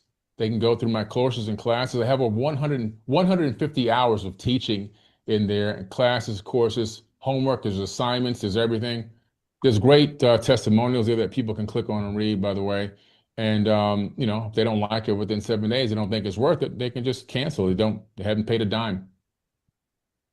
And speaking of manifesting, I want to just acknowledge your new book, The Manifestation Codes. It's now your 6th best-selling book. Yes. You can find all of Billy's books on Amazon. And tell us, this just came out, 2 months ago, November of 2025. Tell us a little bit about the manifestation codes. Yeah, the manifestation codes are primarily centered around 2 formulas that I really wholeheartedly believe in, that I've been utilizing most of my life once I discovered the power of manifesting. And it really started when I was a little kid living down in Miami, Florida. I didn't have any money for the ice cream truck, and I just wanted to buy some bubble gum, some bazooka bubble gum, to read the little comic strip on the inside of the wrapper. And living in abject poverty, I didn't even have 3 pennies to get 1 piece of gum. And so I remember saying to myself, what can I do to, get some money? And I'm only 7 years old. And I realized I don't even play with toys at the time. So I took all my toys and I went door to door with a little milk crate. And I was asking for donations to the neighborhood, to the parents in my neighborhood for toys. I just squared one block. Started with one house and went house to house till I got back to where I started. By the time I got back to where I started, I had $13 in my hand. And I realized then something miraculous happened. And I actually said out loud, it's me that's going to save me. I realized it in that moment. That was my epiphany moment in my life. Wow. Later on, I realized that I had a conscious thought. I took multiplied action because the action first was I went into the house and I gathered the toys. Then I had to put them in the crate. Then I had to go and get the courage to break my mom's rules by leaving the front yard and go door to door asking for donations. So I had to multiply that action. And once I multiplied the action, I had a manifestation. So the formula that I came up with and trademarked is CT multiplied by A equals M. Conscious thought multiplied by action equals manifestation. And that's the primary teaching within there. But also I incorporated Nikola Tesla's 369 theorem to the book and within the chapters themselves. So as you're reading and learning and doing the exercises that I give you in the book, because the book has homework and everything in it, then you're activating the 369 because I did it in a cycle of 369 following Nikola Tesla's system. So it's both those formulas working together and people are getting miraculous and amazing results from that book. Wow. Amazing. There's so many things that you offer, and I'm imagining after what you shared about your trips, people are going to want to know about that. So if you go back to forbiddenknowledge.com and click upcoming tours, and there you go. I see that you've got tours to Egypt and Turkey all scheduled. July and October of 2026 are the next ones. And if you click there, of course, that's where we can learn all about it because, man, what you were sharing about being able to go underground into those places sounds absolutely amazing. Oh yeah, thank you. Yeah, people love it. We've got the greatest tours. Every year we have a private party. So we'll go rent out an entire facility. One year was Karnak Temple, one year was Hebjetsit Temple. This year we're going to do the Sphinx in Giza and the pyramids. So we'll rent the whole thing out. Nobody will be allowed to come in or out. It'll just be the Forbidden Knowledge family. Red carpet, stage, entertainment, band, imported chefs, food cooked fresh right there. It'll be a great dinner outside underneath the stars. It'll be another amazing tour. Yeah. Wow. Well, thank you very much for sharing all this amazing wisdom, all that you're doing. Brandy, any last thoughts you'd like to share before we wrap up? I have one question that I've been wanting to ask you. I've noticed that you have started a first-class space agency, and I was wondering, I wanted to know more about that. That's a good question. So what I did recently was I just rolled, and a press release is actually coming out next week. I rolled my first-class space agency into the Forbidden Knowledge Company now. It's my tech company. I started it years ago. It got a little bit held up when the global pandemic hit us because actually my engineer and physicist were from another country, and they both had to go back to go under the lockdown situation. So that delayed it a little bit, but I've recently cranked it back up within the last year. And I just received my very first patent pending on some new technology that is space age. Now, the space agency itself isn't about launching rockets into space. There are probably, I don't know, maybe close to 400 space agencies around the world. So they provide product services, research and development, radiation hardened computer circuit boards, and all these different types of things that SpaceX or another European space agency might need, or products and services or technologies that could eventually make it into space for future space exploration. So space agency doesn't mean you're always launching rockets into space. Just want to clarify that. The second thing is my technology is it's called the 4BK BioKey. And this technology is really space age, and it's for space, but also as many things that are developed for future of space travel also have a very positive effect on people on the ground.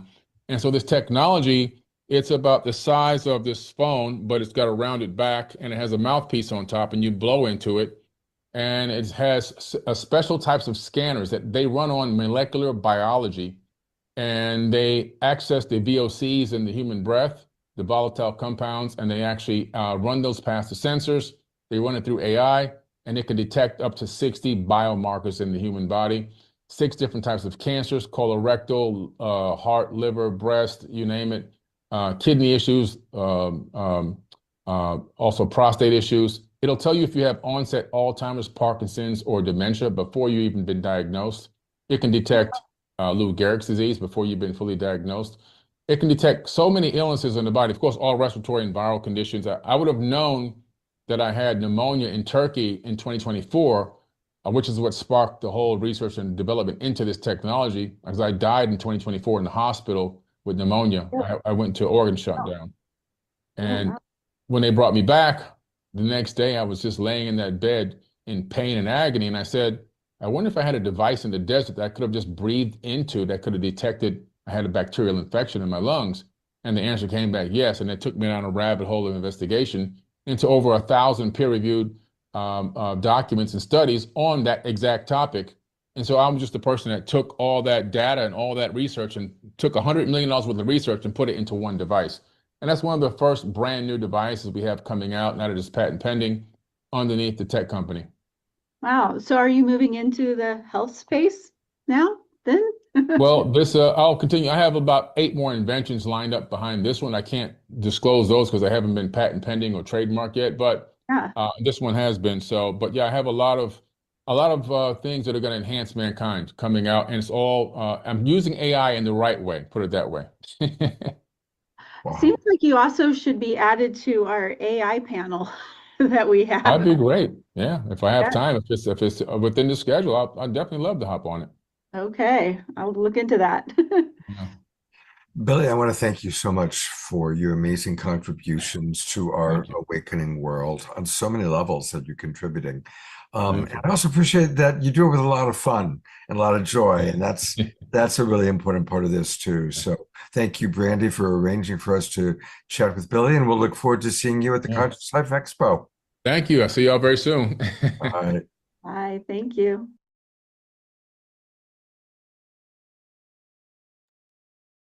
Wow.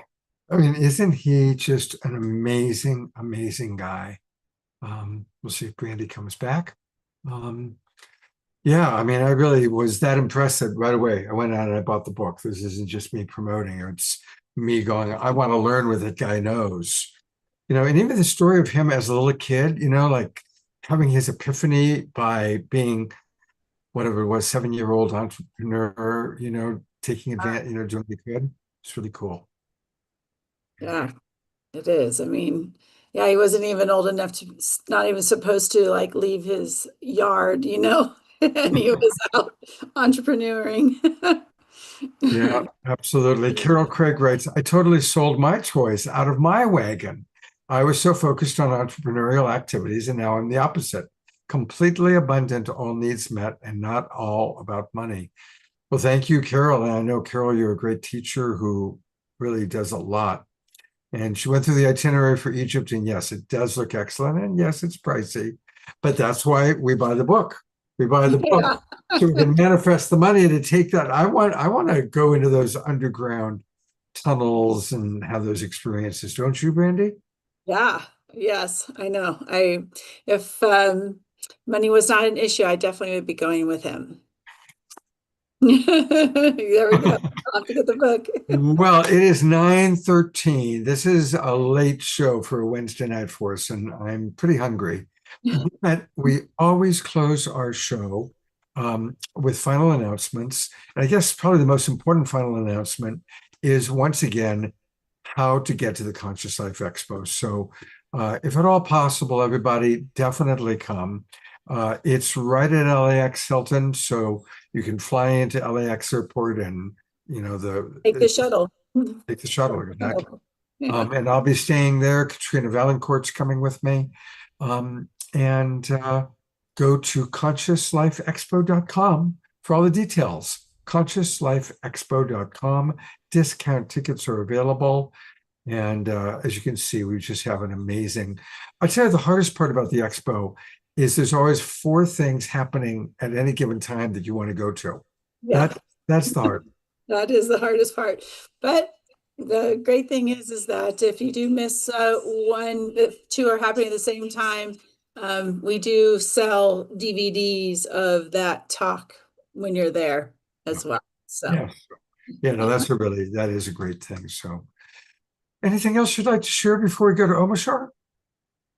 No, I hope to meet many of you at Conscious Life Expo this year. It's February 20th through the 23rd, and we have a lot of fun and amazing things happening at the same time, not just speakers, but music and seances and plays and sound baths and qigong teaching and a music stage, free music stage, and on and on and on. There's just so many things going on in Conscious Life Expo, and so we really hope to see you there and meet you there. And hugging people that we've only seen on little Zooms, right? People would say, "Oh my God, Scott, you're tall." It's like, yeah, I'm not that big. Brittany, I look forward to seeing you in a couple of weeks. Thank you so much for co-hosting and putting together a great show. And I look forward to collecting a Brandy hug. And thank your roommate or your boyfriend, whoever that was that popped in, for letting us have you 2.5 hours on a Wednesday night. I appreciate it. Yes, thank you. Take care. See you soon. Thank you so much. Bye. All right, we're going to go straight to Omashar for our closing song.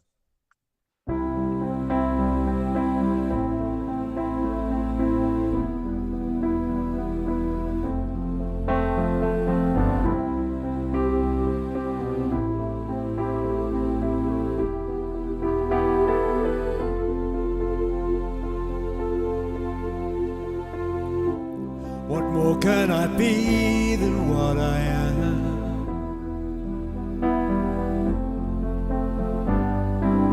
Though it's taken some time to clear these clouds from my eyes.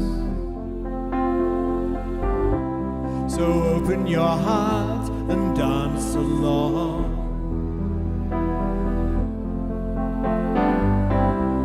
I'm thinking it's time to stop that same old song. I've come alive, so hear me now. I am in love with the world around me, and I will hold her in my arms and lift her with my dreaming.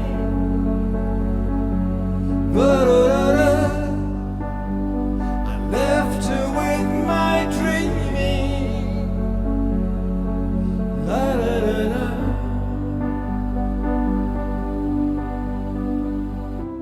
So don't try to hold me to what I was.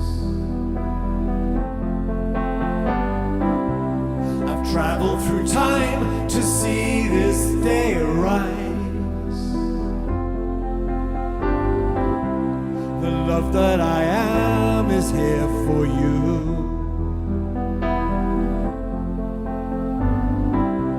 So open the door and let the sun shine in. I've come alive, so hear me now. I am in love with the world around me, and I will hold her in my arms and lift her with my dreaming.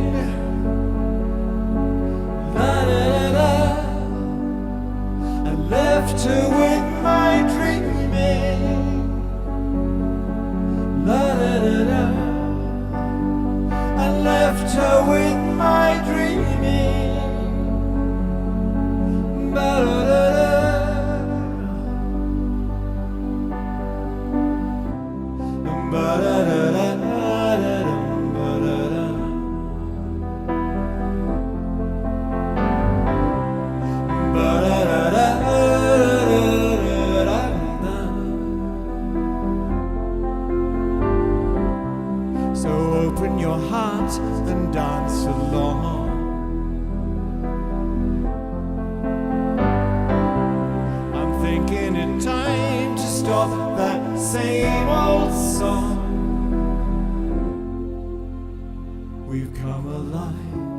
So hear us now. We are in love with the world around us, and we will hold her in our arms and lift her with our dreaming.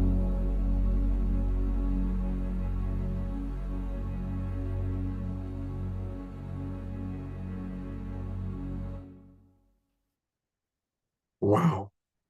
Absolutely fantastic. Let me add Lynn here too. I love how many of you are still up and dancing. Those are my global peace drivers. I love you all so much.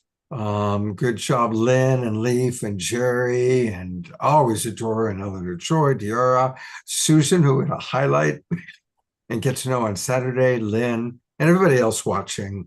Karen S., George, and Brandy is still here. Well, that's fantastic. So I'm going to review one last time for everybody. And thank you to everybody who stuck around for a wonderful, wonderful show. And let's find a way to get to the Conscious Life Expo. And a big thank you to Omashar for just always opening and closing and making the show so good. Omashar, I love you, brother. Thank you, Brandy. This was fun. And I'm going to go get some dinner. And I look forward to seeing all of you on Saturday night as we travel with portals to ascension and our good buddy Neil Gar.